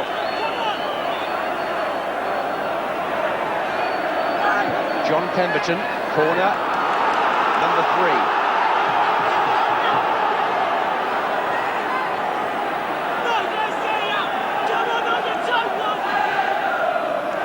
Barnes is in there, Whelan's in there, and Barnes again! Oh, and away! Almost on the line. Jeff Thomas, I think. The captain, corner again. Barnes again, and this time it will be claimed. It was a vital clearance, and I'm pretty certain it was Jeff Thomas behind Nigel Martin who got the ball away from danger.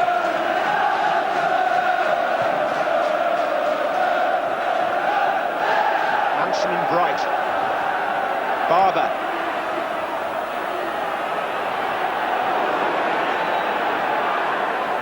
Just over a quarter of an hour of the 90 minutes remaining. I put it that way because, of course, if Liverpool were to equalise now, we could well be on to extra time. But Palace are leading 2-1 at this stage. It's Alan Hansen. This is McMahon.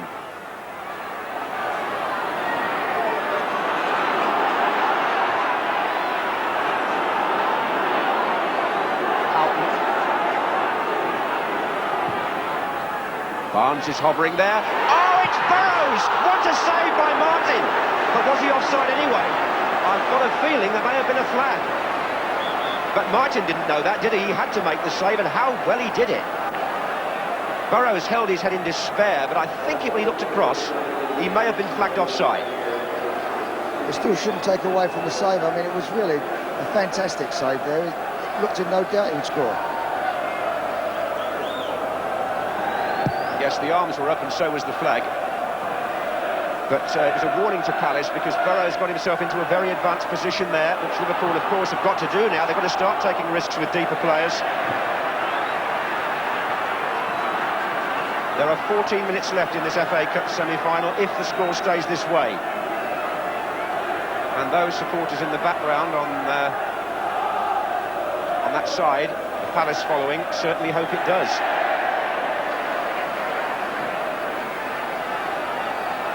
Just a reminder as well, I'm sure most of you have been with us all the way through, but Ian Rush, the goal scorer for Liverpool, went off injured in the first half.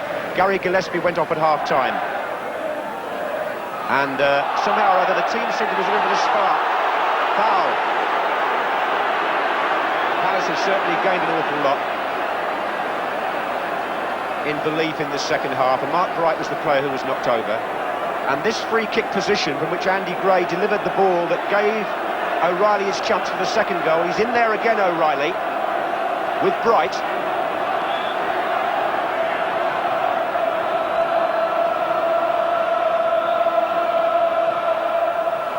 And Jeff Thomas falls over with Barry Venison, and in fact Liverpool are given a free kick in the penalty area.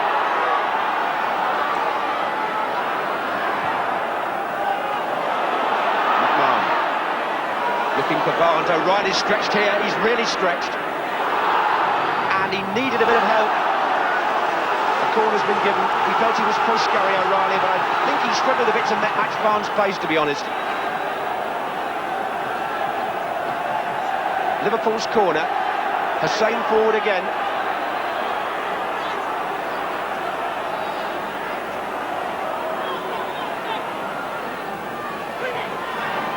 Two against Barnes on the near post.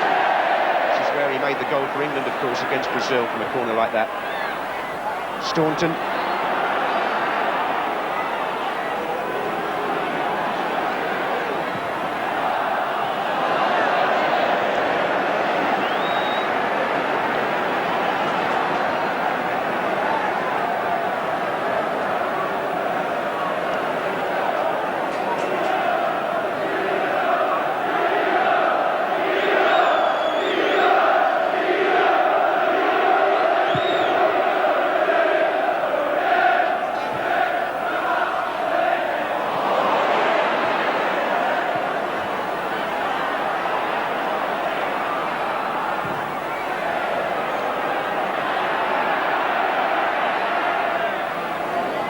Whelan. Beardsley.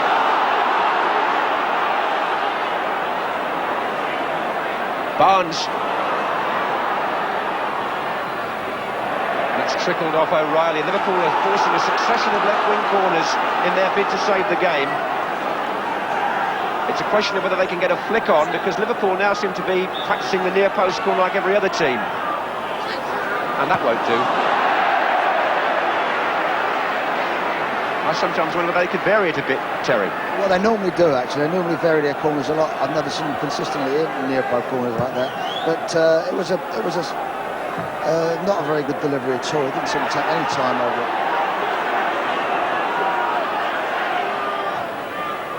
This is Hansen for Liverpool. So the holders of the FA Cup, 2-1 down, trying to salvage the situation as Hansen comes forward from the back. Tries to find McMahon, but Nigel Martin is gathering everything fairly comfortably just at present.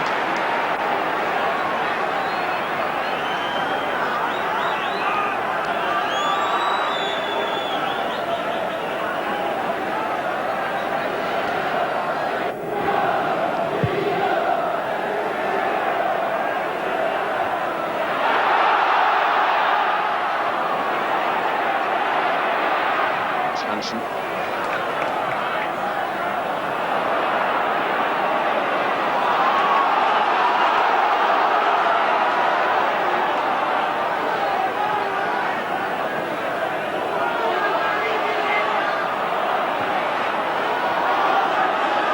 Venison.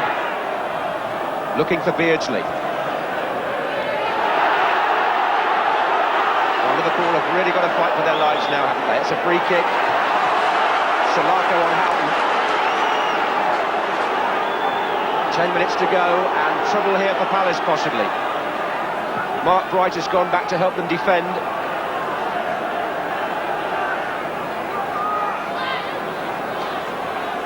Barnes, Whelan and Hussein waiting to come in a line of three as Staunton and Venison address the ball.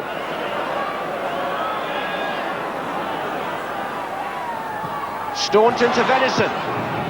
Right across the goal, McMahon! Oh, it's there! It's 2-2! Steve McMahon!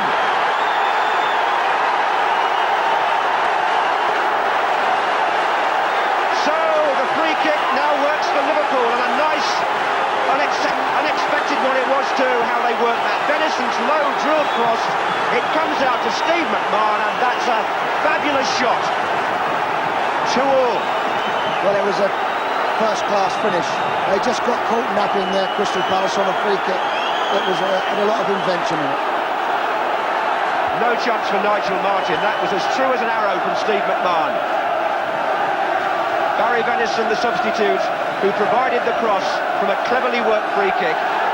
And as they used to say in Bill Shankly's time and since, you never rule Liverpool out. And with 10 minutes to go, it's all square again. But what a semi-final. Where do we go from here? Extra time, perhaps? I don't know where we're going, but I'm certainly enjoying it, John. Well, you, I think, Terry, 40,000 inside the ground and millions at home. What a football match. Beardsley. Oh, look at this. Staunton. Penalty. Pemberton on Staunton. George Courtney has pointed the spot. Pemberton is distraught. Well, I'm not sure about that from here. Staunton is in the box, there's no doubt about that. But was he pushed? Well, the referee couldn't have been closer, could he? You couldn't fault George Courtney's positioning, and somebody has said too much. Poor John Pemberton is now being booked as well. And in a matter of a couple of minutes, the whole scene here has changed. Steve Staunton was the player who went down. Liverpool have been given a penalty from which they've had mixed luck this season. They've missed a few, they've scored a few, but now the million-pound goalkeeper, Nigel Martin, has to face John Barnes. The Palace players are talking to Barnes, I'm not sure what's being said. George Courtney has booked Pemberton, he's given the penalty kick, and the cup holders could strengthen their grip on the trophy here.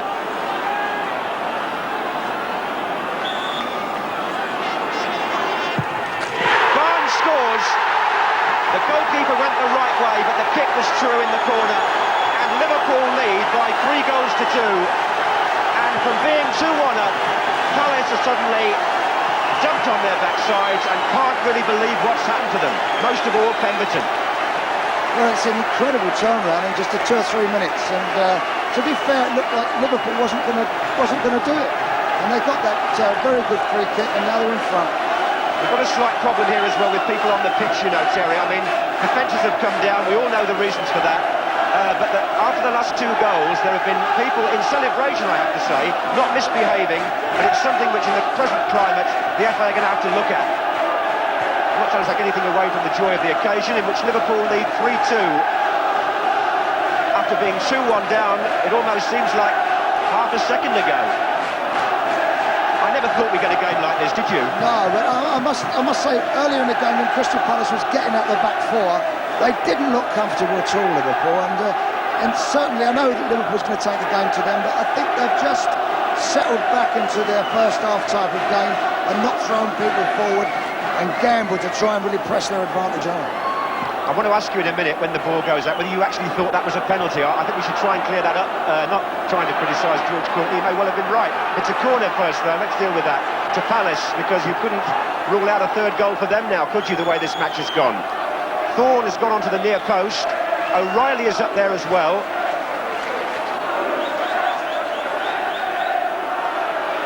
That's Barnes defending. O'Reilly, bit of a shove maybe. Barnes.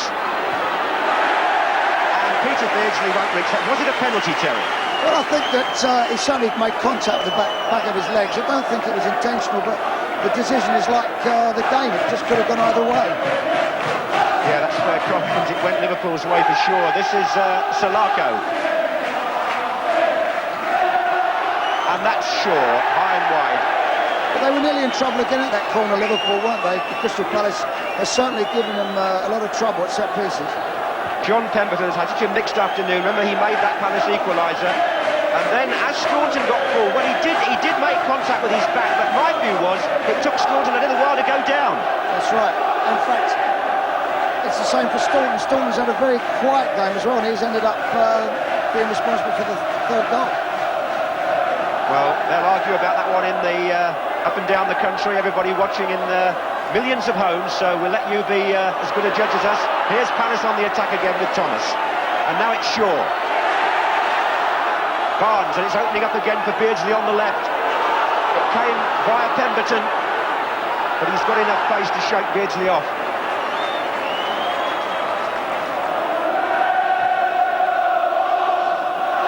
Just over 3 minutes. Liverpool 3, Crystal Palace 2, in one of the most exciting semi-finals, or certainly the second half, that I can remember. And the emotions on the bench, well, they must feel they've been on a roller coaster ride over there. Steve Coppell is standing. His team were 10 minutes away from Wembley, let it be said. They're now less than 3 minutes away from going out. Thomas, and Bright's in there. And Thomas! Staunton, Gray! Gray, 3-3! Andy Gray for Palace, they're back in it!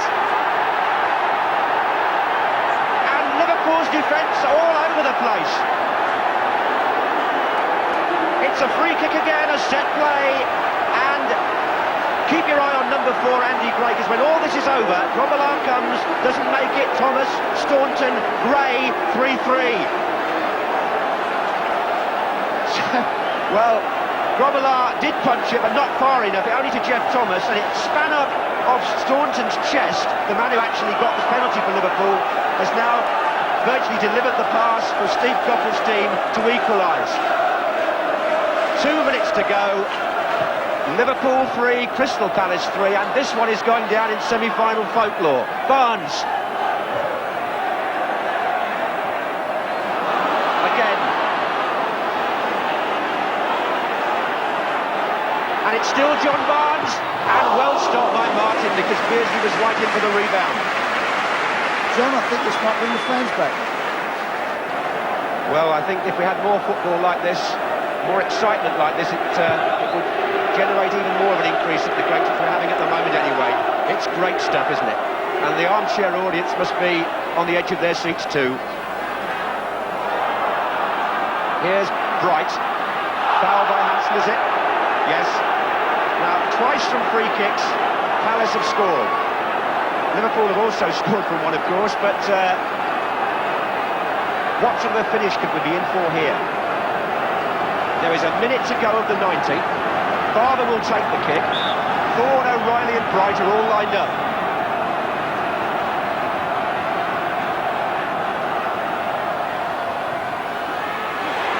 Bright's has it gone straight in? No, it isn't a goal. It's a free kick.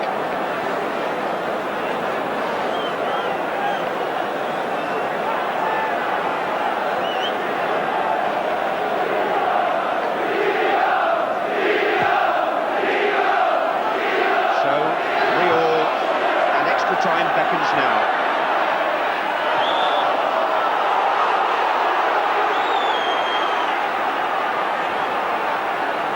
But hold on, a free kick again. So once more, O'Reilly and Thorne take up their positions. And once again, Gray prepares to bend the ball in.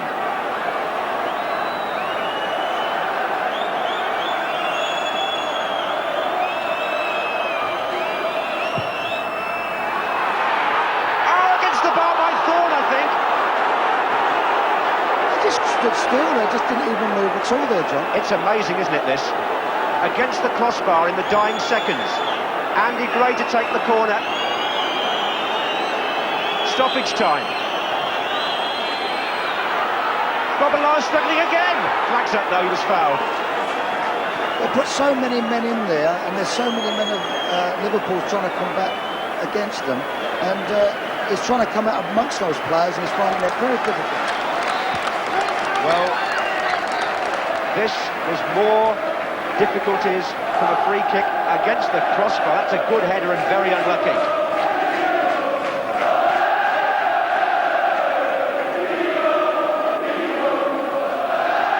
And his team could have been knocked out there right at the end. What a dramatic climax that would have been if it had been 4-3.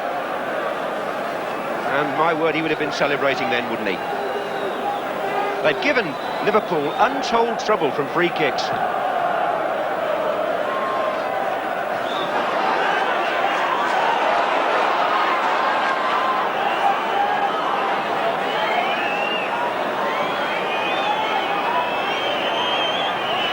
I think we'll need to see all the goals again just to remind ourselves what's happened. Here's Hussein, but what we have got is extra time. Well, just wondering how you describe that second half. It started with Liverpool leading 1-0. Steve Coppell's team got back into it straight away. Then they...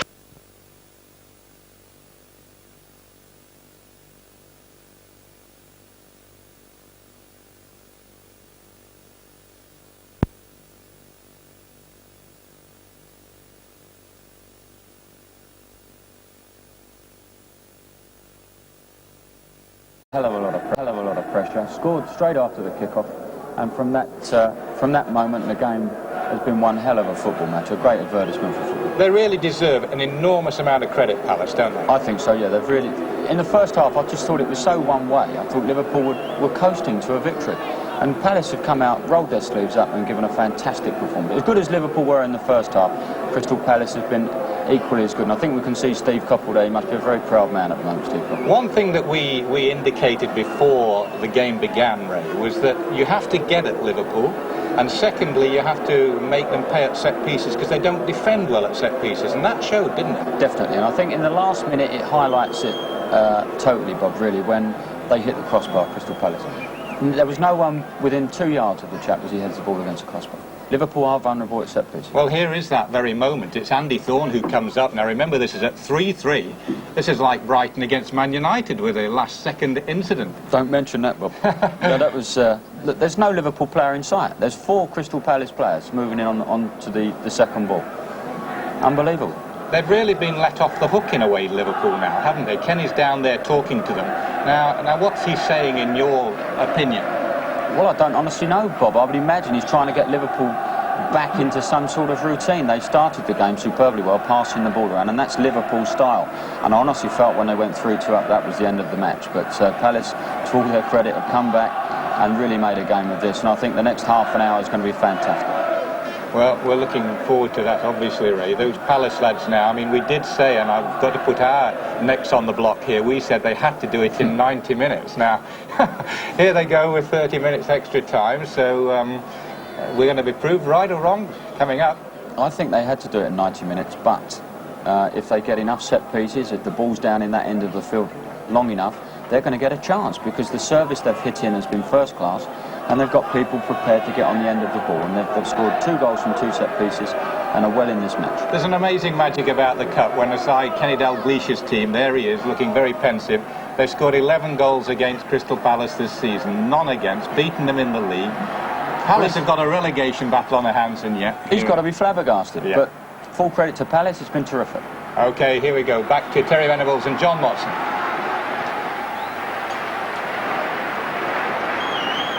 Thank you very much, Bob, and we wonder just what extra time might provide, because we've had so much excitement already, and if you had to delay your lunch, well, we don't apologise for that, because it's in the best interest, I'm sure, to stay with us for the next half hour and just see what unfolds here. Quite amazing what happened in that second half. I don't think the players have managed to catch up with it yet themselves. The game has swung one way and then the other, and Palace looked to be on their way to Wembley, then they looked out of it, then suddenly they were back in it, and as you saw there, that header from Andy Thorne that clipped the crossbar could have made all the difference. I think we're saying about Liverpool not very good today on set pieces. But to be fair, the delivery that's going in and the amount of people in there, I think most teams would struggle against the set pieces today. This is O'Reilly trying to shut off Barnes. Palace have started with Gray pushed up again alongside Bright. There's Gray, little back heel from him. This is Barber. And it's Venison. We couldn't have wished for any more incident. I mean, we've had everything. Goals, great shots, excitement, good passing, good football, some great saves as well. Everything's been in there. Well, I think it's probably the most exciting second half of a semi-final I've seen for many years, Terry. There'll be other people who will look back on previous games at this stage of the competition, but this may get even better yet. This is Barnes.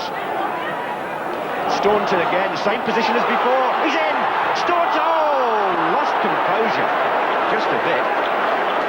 What a good position he found himself in. Got on the wrong side of the defender, and he made a great opportunity and he just let himself down there at the last minute. On his wrong foot, I think.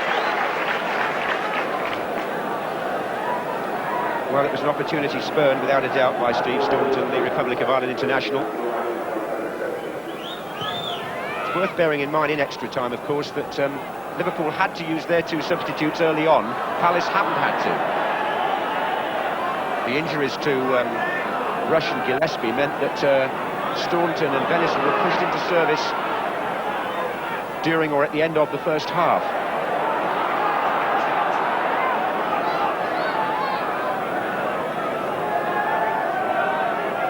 If they don't settle it, by the way, the replay would be here at Villa Park again on Wednesday. Jumping the gun a bit, really, because you've got Manchester United Oldham to look forward to yet, haven't you?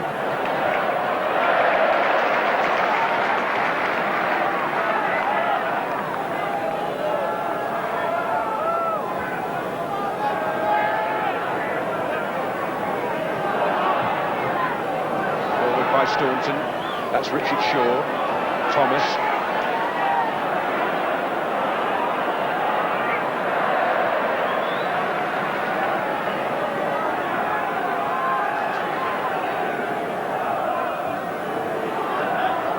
Here's McMahon. Barnes. And again, Houghton. A bit of rough and tumble there, but it's Alan Pardew who sorts it out. Barber again. Gray.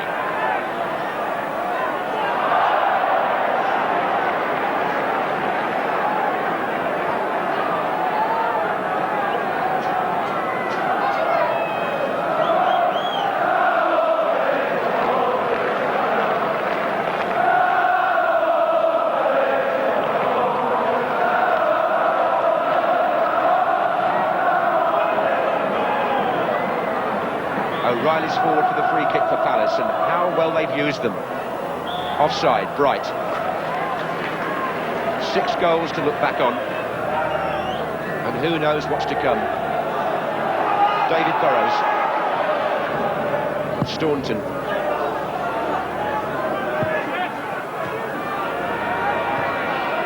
McMahon. Venison. This is Whelan. Gray gets back to challenge Venison. That was Thorne.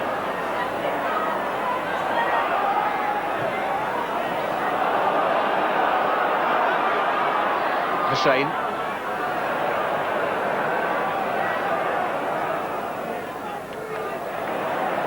Salako did well there.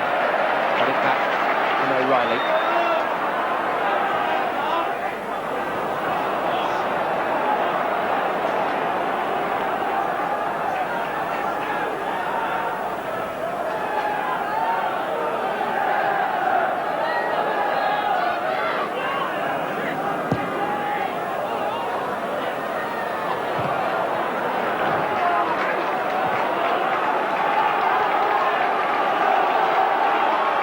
Well, a fairly quiet first 5 minutes of extra time, but here comes Staunton, who's had the best chance so far. Houghton's coming in from the far side, the flag's up, ball's out.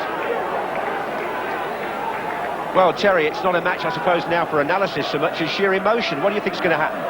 Well, I think that there's been so much excitement. I think we've drained it all. It doesn't seem as if there's any room for any more, but the way the game's gone so far, it's continually surprised us, so we've perhaps got some more in store for us.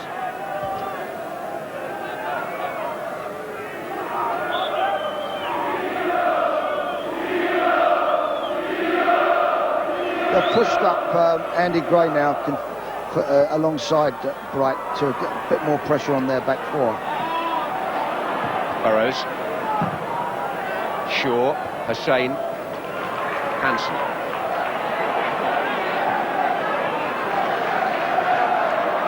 This is Barry Venison.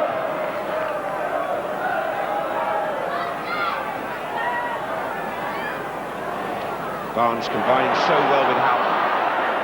And tries to find Beardsley. Back by Jeff Thomas, still playing the captain's part for Crystal Palace. Certainly had a hand in that third goal, which was finally put in by Andy Gray. And there could have been a fourth one too, couldn't there? But in extra time, that's how it stands. Barber. Gray is well forward. May have handled it, but Liverpool had possession anyway with Burrows. Beardsley.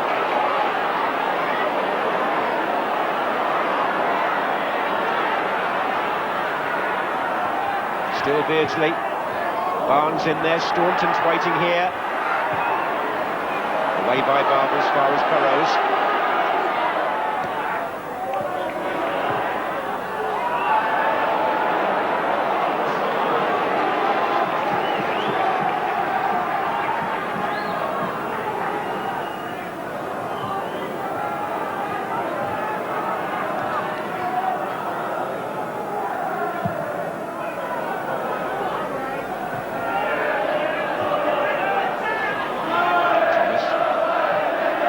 Pardew.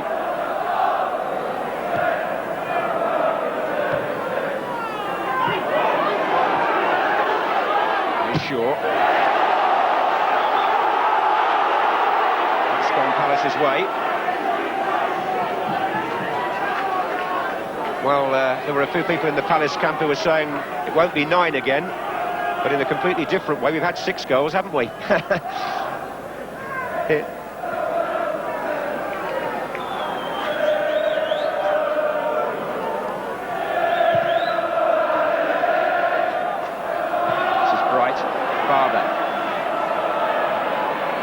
Pemberton. Ray Houghton looks for Steve McMahon. Good ball drilled through. Oh, that's a play on. Good advantage, George Courtney, because Liverpool had possession. You'll have to speak to Andy Thorne now, though, I think, with a challenge on Steve McMahon. McMahon's back on his feet, however. Referee was right, I think, to let it go, Terry, because Beardsley was in a good position. I think you're quite right. He should have let it go, but once it has gone and it's gone to nothing, I think you should have had a word with him. Yes, Andy Thorne seems to have got away with that, rather. However. Well, if you have joined this one late, I'll try and remind you exactly what's happened. We're in extra time. It's 3-3 in one of the most fluctuating semi-finals, I would think, since the war. Here's Beardsley. Burrows for Liverpool. Houghton pulling away beyond the far post for Liverpool. Here comes Whelan. And on the far side, Barry Venison. Barnes in the centre-forward position. There he is with O'Reilly. Back heel towards Venison. Oh, and the foot snaked out from Phil Barber. I think now as the fatigue's going to set in, John, I think it's the team that's going to pass the ball best will make the opportunities. Well, Liverpool, of course, played extra time in the final itself last year, didn't they? And came on strong against Everton. Will they do so again today? Beardsley will take the corner for them. He's pulled it back to Venison. Here's Staunton onside. Deflection, now the flag's up. He wasn't offside the first time, but they were the second.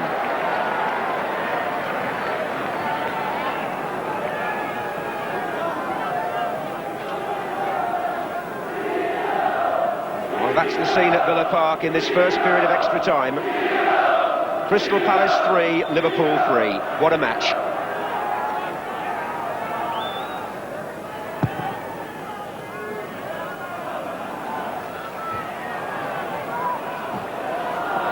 This is Thomas. Ian Rush put Liverpool ahead after 15 minutes. Mark Bright equalised, first minute of the second half. Gary O'Reilly made it 2-1 to Palace with 20 minutes of the 90 to go. And here's Shaw. They were 8 minutes away from Wembley at that stage, Palace. Steve McMahon equalised for Liverpool, 2-2. Barnes with a penalty put them 3-2 up with 6 minutes to go, and they were nearly at Wembley.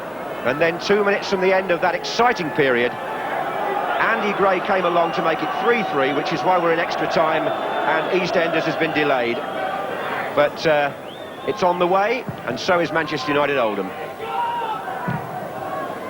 O'Reilly. Oh, difficulties here for Palace. Barnes. Well won back by Thomas. Gray.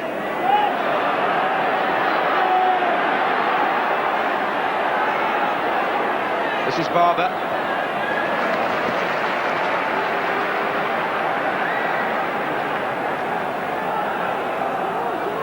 Hardew now. Three waiting in the centre for a cross for Palace. Salako provides it. Thomas in there. Robilard's missed it! Isn't it? No, the whistle's already gone. Glenn Hussein, I think, must have been fouled. Alan Hansel, I think, put the ball in his own net in the end. I don't know whether I've got that right, Terry, but it seemed as though he did. But maybe he'd heard the whistle. It was given for a push, because Glenn Hussein went down.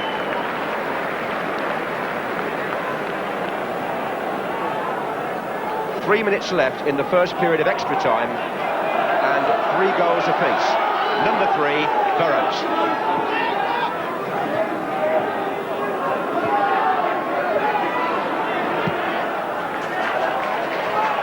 Venison getting well forward now, looks for Barnes at centre forward, which is where he's really played since Rush went off. And there's McMahon, and we've got Houghton's on the far side, goes down. George Courtney has a look and doesn't give anything. And Andy Thorne covered for Nigel Martin very effectively. Well, Houghton was sniffing for the 4th goal there for Liverpool.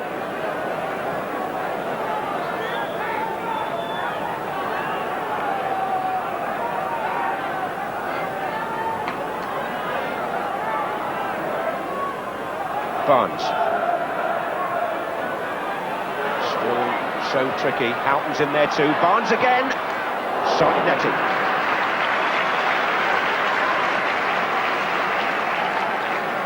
Well, I think Liverpool look to be lifting it up a bit now. 5 minutes, as I said, their space is appearing, and they're passing the border better at the moment, and they're making the chances. Well, it's the first year that we've had the opportunity to cover the 2 FA Cup semi-finals live, and what a match this is to launch such a day.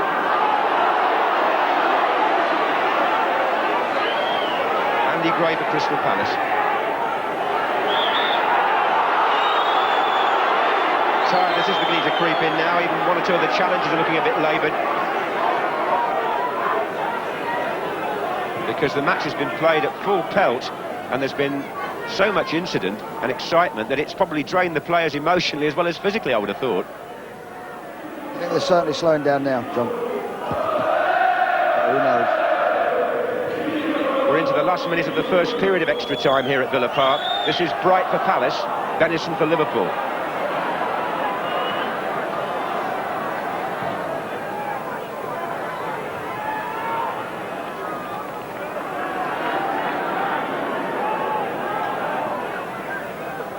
Here's Barnes.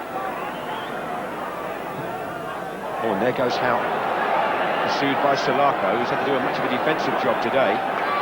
Barnes again, he's really in the thick of it, John Barnes now. Venison, offside flags up. Well, coming up to the end of the first period of extra time, Terry, it looks as if it's almost, compared to what went before, it's now a tight game again. So I think Barnes, as you say, in the last 10-15 minutes, is having his best spell now. He's getting a lot of the ball and he's enjoying himself.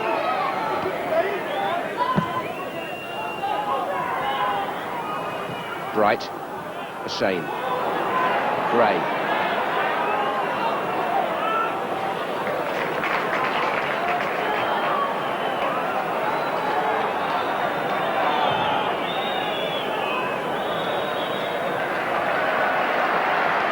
So the end of the first period of extra time. Steve Coppell has a quick word with Phil Barber. Don't think the managers are technically supposed to come on at this stage. The players changing straight round. 3-3, Terry. Well, I think there's been such a turnaround so often in this game. I think now at this stage we'll both settle for a replay, I think. Well, I wonder whether Ray Wilkins has got any quick thoughts before we restart. What do you make of it, Ray? Well, I think the game's gone basically, John, as it did in the first half of the 90 minutes. Liverpool have been on top. But Palace, I think Terry said that they're settled for a replay. I think Terry could well be right there. They look very, very tired now, and I think that is the nervous energy now creeping into the match now. So, the second period of extra time. And Liverpool, Terry, the team that are said to have the great stamina and resilience in situations like this. Well, I think it's not even one of that. It's a one of, as I said, I think it's the passing now to make the other team run even more.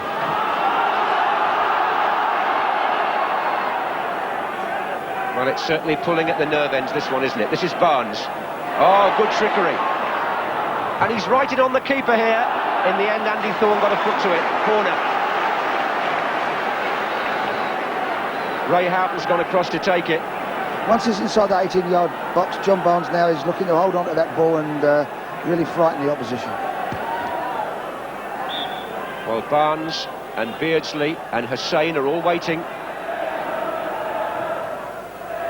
And Barnes comes in first. That's Venison. Barnes looks as though he might have come back from offside. Staunton. Houghton.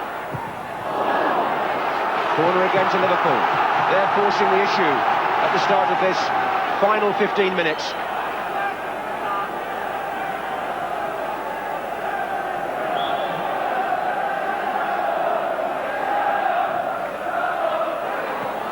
That was quite a comfortable catch for Nigel Martin.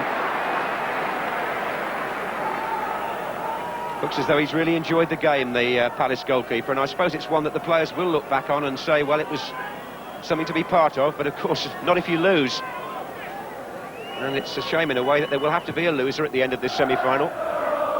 If not today, on Wednesday night perhaps. Here's Pemberton. Beardsley. Barnes to his right. Houghton down the middle. Barnes looking threatening. Shaw blocked it.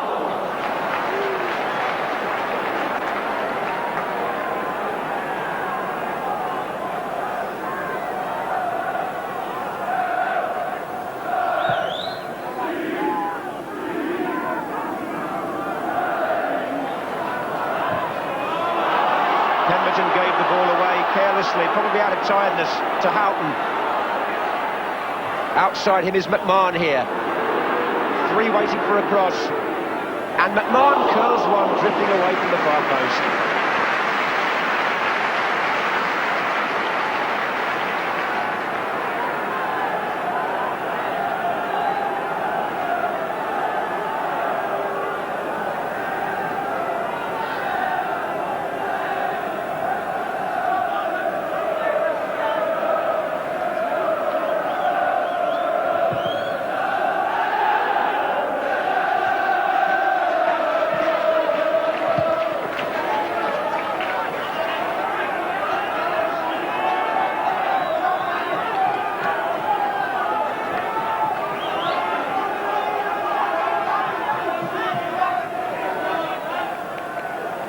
Thorne. Well, it's perhaps asking too much for the extra time to live up to the expectations after the 45 minutes we had before that.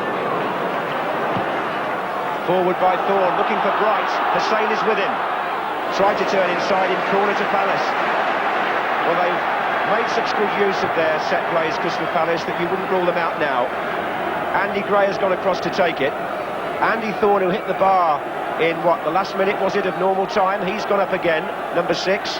Gary O'Reilly, who scored from that sort of position from a free kick, is also there. Barber's on the line, and Bright is waiting too.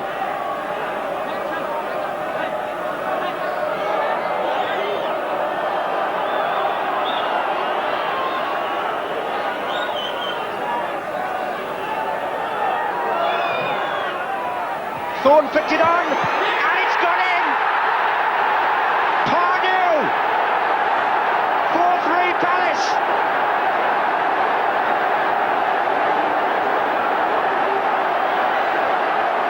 The flick on by Andy Thorne made all the difference. And Liverpool are caught out again in a set play, and it looks like Alan Pardew who bundled it in. Thorne flicks it on, and somewhere out the crowd came Pardew. Bruce Grobbelaar beaten again after, 2 free kicks and a corner now Steve Coppell's team had scored from, and it's back with the underdog again. Well, whether that got a touch off a defender as well, I'm not quite sure. It could have done. There were 3 of them in the crowd.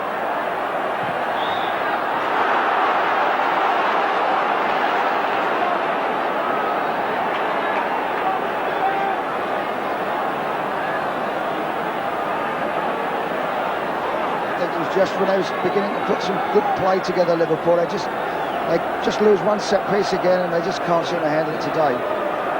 Well, let's not speak too soon anybody now, because free kick again, John Barnes on the ball. What on earth is going to... There's now Palace players arguing with each other in the wall, pushing each other about. 4-3 to Palace, and Barnes to take a free kick for Liverpool. They haven't gone back 10 yards.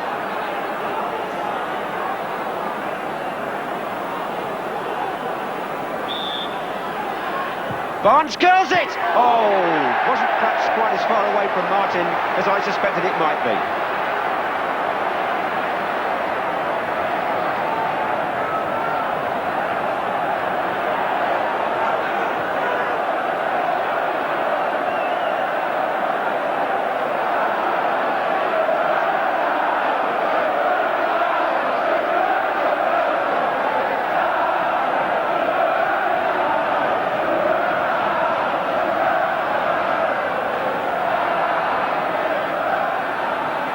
Venison.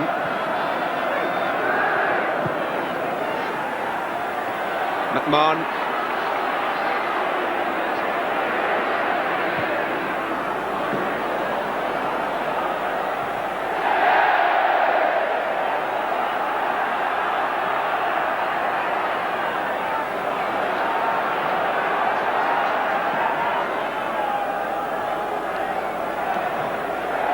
Well, there's a Sunday team down in Surrey called the Nomads who will be watching this game today because they've cancelled their fixture, I'm told, because their coach and manager is Alan Pardew. And it may be that he's written the last chapter in this game, or dare I say that. Liverpool have got possession with Whelan, and this is Hussain. There are 8 minutes left, and I have to keep saying it, don't rule Liverpool out. Venison. Shaw. Whelan. McMahon, one of the goal scorers earlier.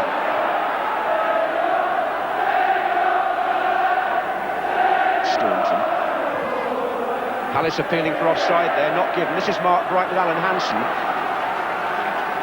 They're all standing up on the Palace bench across there. So is Kenny Dalglish. The tension inside the ground is quite fantastic. I hope it's coming across at home. This is Barnes. McMahon.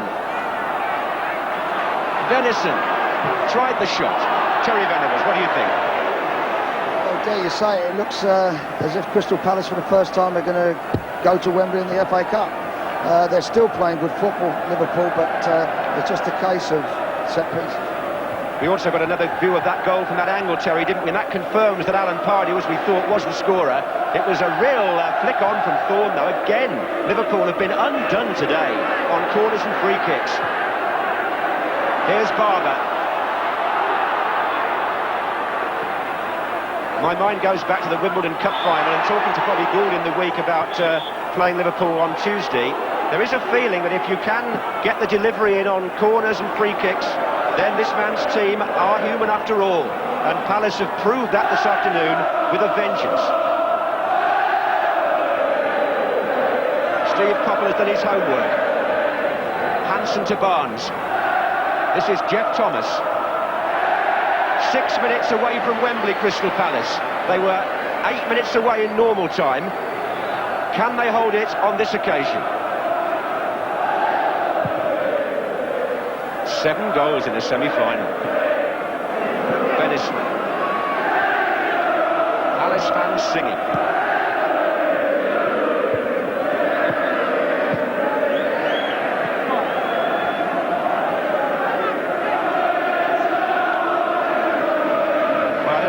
Terry, I feel as drained as they must feel.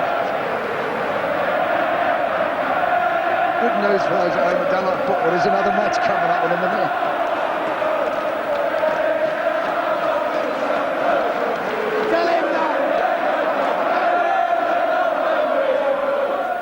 On by Whelan. Barnes is still hovering dangerously in the centre-forward position. Really academic now, but I suppose in the light of cool appraisal, somebody will wonder what would have happened if Rush hadn't been injured. As it is, there are 5 minutes to go in this highly charged semi-final with so much to talk about and look back on. And who's to say it's over yet? O'Reilly, McMahon. Palace have really got to keep their nerve now and not dive in and do anything silly. Staunton.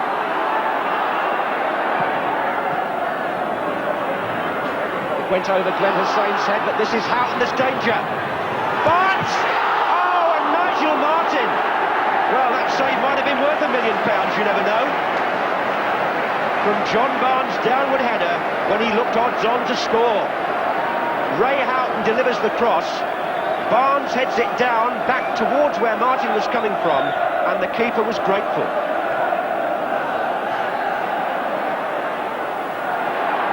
Bright is trying to stay onside here. Andy Gray's going on a charge, and Alan Hansen steps in.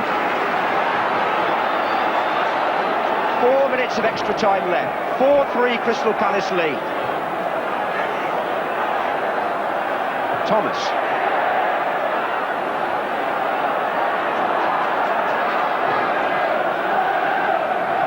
Header by Hussein. Oh, Beardsley seemed to push Shaw there. Doesn't matter anyway.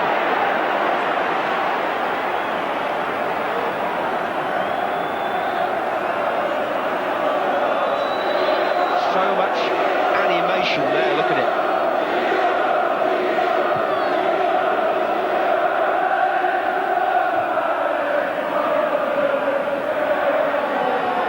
Forward by Jeff Thomas, offside Mark Bright, the man who really triggered all the excitement by scoring in the opening minutes of the second half of normal time.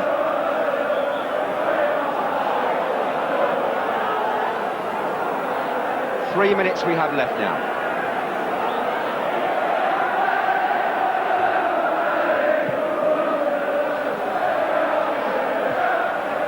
Well, I suppose one's tempted to say, can Manchester United and Oldham follow this? I'm sure they'll do their best.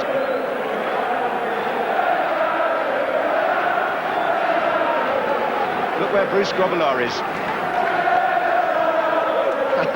Well out, isn't he? That's how desperate the situation is for Liverpool at the moment. We have a break in play because John Pemberton has gone down, Terry. Now, do you see a last-minute dramatic recovery by Liverpool and this man or not? Well, you can't rule it out. I don't think so. I think that Crystal Palace are on the way. Well, it's your old club. You were with them the last time they got to a semi-final, 1976. And this man must be thinking now, goodness me, how close we are, against all the odds in many ways. We make it 2 minutes, plus any time that George Courtney now adds on for this injury. And I'm certain we haven't got too many viewers who've not been part of the whole of this, but if we have, Pemberton was injured in that challenge, by the way. Just let me remind you that Ian Rush put Liverpool ahead and went off injured. Goals by Bright and O'Reilly made it 2-1 to Palace. McMahon and Barnes for Liverpool turned it round at 3-2. Gray equalised to make it 3-3, and Pardew's goal in extra time has made it 4-3. McMahon.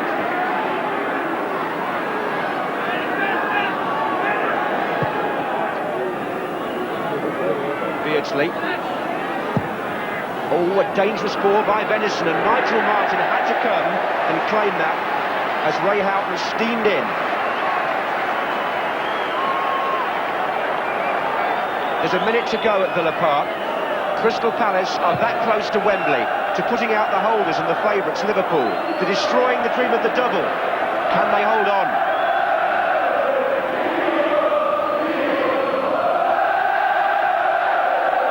The ground booming with noise from Palace supporters. Look where Glenn Hussein's playing now, centre forward. McMahon. Good challenge actually, that by John Salako, who's... No, he can't go back. Wright's up there. Puts it on, and has to run after Hansen.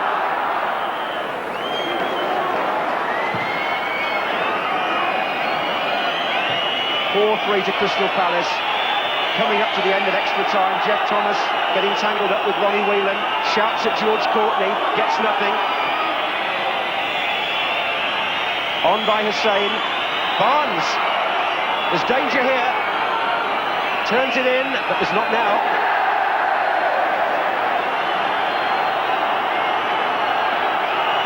We are up to the end of the 30 minutes extra time. It's only a question of what George Courtney, the World Cup referee, decides to add on for stoppages.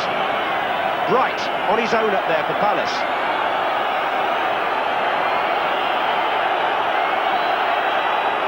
We are on the verge of a real turn-up here.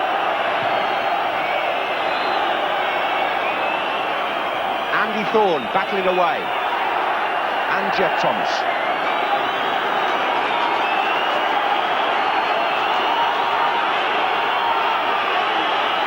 McMahon.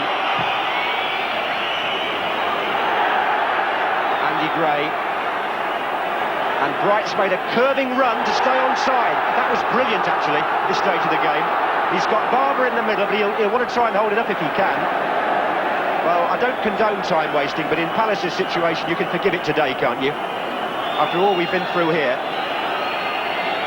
The referee has given the goal kick. He's looked across at his linesman. He's checked his watch again. George Courtney, everybody's looking at him. When will he blow? Crystal Palace 4, Liverpool 3, and Crystal Palace are at Wembley. They've beaten Liverpool, whose dream of the double is destroyed, in one of the most amazing matches, surely, in the recent history of the FA Cup. Steve Coppell runs off, and the Palace supporters celebrate one of the most unexpected and dramatic victories that I can remember happening, certainly at this stage of the competition. Alan Pardew is the man whose name comes out of nowhere, the former Yeovil player. His goal has sent Crystal Palace to Wembley, and the final score at a thrilled Villa Park after extra time is Crystal Palace 4, Liverpool 3. Well, Ray, Crystal Palace really deserve all our congratulations. They've done what we and many others thought wasn't possible. That's right, Bob. I didn't really think that they would win the game. So much for their nervous energy and extra time as well. Palace have been an absolute credit. They've fought their socks off this afternoon, and I think overall they thoroughly deserve to win. An amazing story, and the name of Alan Pardew, who few people would know, will be known tomorrow morning. That's right, definitely. They scored 3 of their 4 goals from set pieces, Bob, and full credit to Crystal Palace. They've done their homework, and they've done exceptionally well today. Well, Liverpool's double dream is over. The 9-0 humiliation at Anfield has been avenged by Crystal Palace. It's a most amazing thing. The year of the underdog continues, and we look forward an hour ahead to Oldham against Manchester United. Well, quite an extraordinary result, and here at Main Road, the fans already in the ground here have just been made aware of that result. A huge cheer went up when they heard that Palace were through to Wembley. So yes, indeed, we're waiting now for Manchester United against Oldham. If this match turns out to be just half as good as that one, we're in for another thrilling afternoon. So rejoin us, if you will, for more live semi-final action in an hour's time.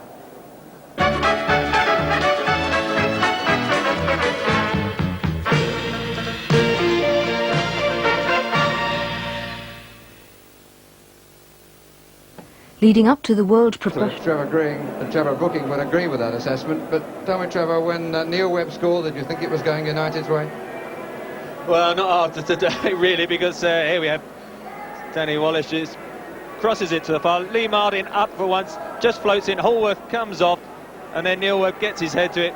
Not too sure, he knows it's going in the general direction of the goal and is pleased to see it drift into that empty net. And then Redfern, who of course used to be at Crystal Palace, will want to play them against them in the final. And there's Ian Marshall, right foot, and that's why these days he's playing up front rather than in the centre-back position. But, you know, Neil Webb, I thought, lasted the pace very well. Shaking his head there, thinking to himself, well, I thought that second goal was going to be enough. And also probably saying to Brian Robson, what about that save he made from me just near the end as well? But in a way, the comparison of those 2 goals, I mean, the one from Manchester United, I suppose it should be said, had an element of fortune. The one from Oldham was really carved out, and that rather backs up Jimmy Hill's observation that Oldham have been the more complete side. Well, United have never really flowed all season. I mean, they've been worried about relegation, and then have just edged a couple of good results in recent weeks. And then, you know, they're getting away victories in the FA Cup. Here they are, semi-final. They came to today really being the favourites. Oldham just slipping away a little bit in the league. But really, you know, they have been the better balanced side, Oldham. But United seem to have this season have had that knack of always just conjuring up that winning goal whenever necessary in the FA Cup. We shall see whether they can do it again here in extra time. Well, the managers have said their words. And the teams are to play as they were in the second half, which is Manchester United defending the goal to our right. Marshall, whose goal brought about the extra time, and certainly over the 90 minutes, Oldham did not deserve to lose. Milligan gets Oldham going again.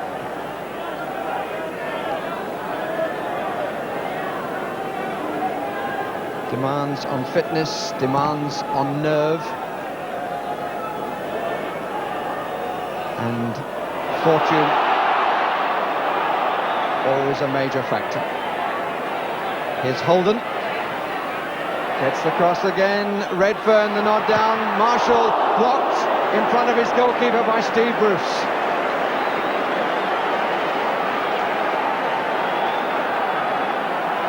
Bruce and Leighton were almost in the same boot then. Ritchie seems to have recovered from his knock. He got just at the end of the 90 minutes. Brave header by Barrett, which was costly. He stayed down. Away goes Warhurst. He is pretty quick, but not the most accurate of crosses.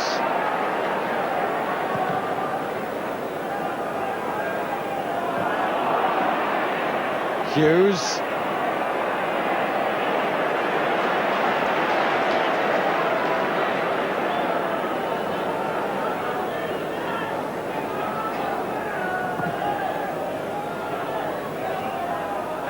Bruce's head. Gibson's foot over to Barrett, who's recovered from the knock.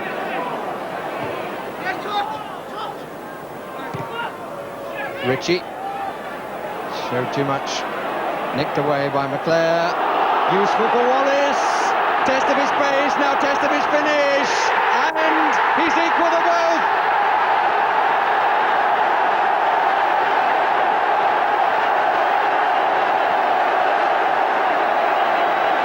The face of delight is lost in the crowd. A fine ball through.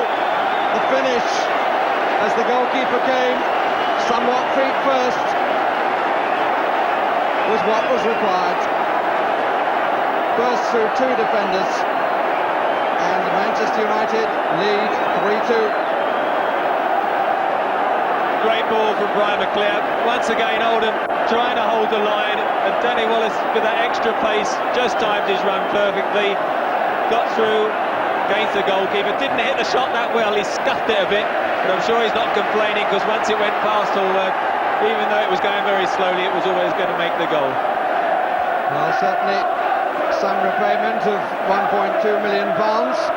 Scored a fine goal at Newcastle, you remember, and has now put United back in front.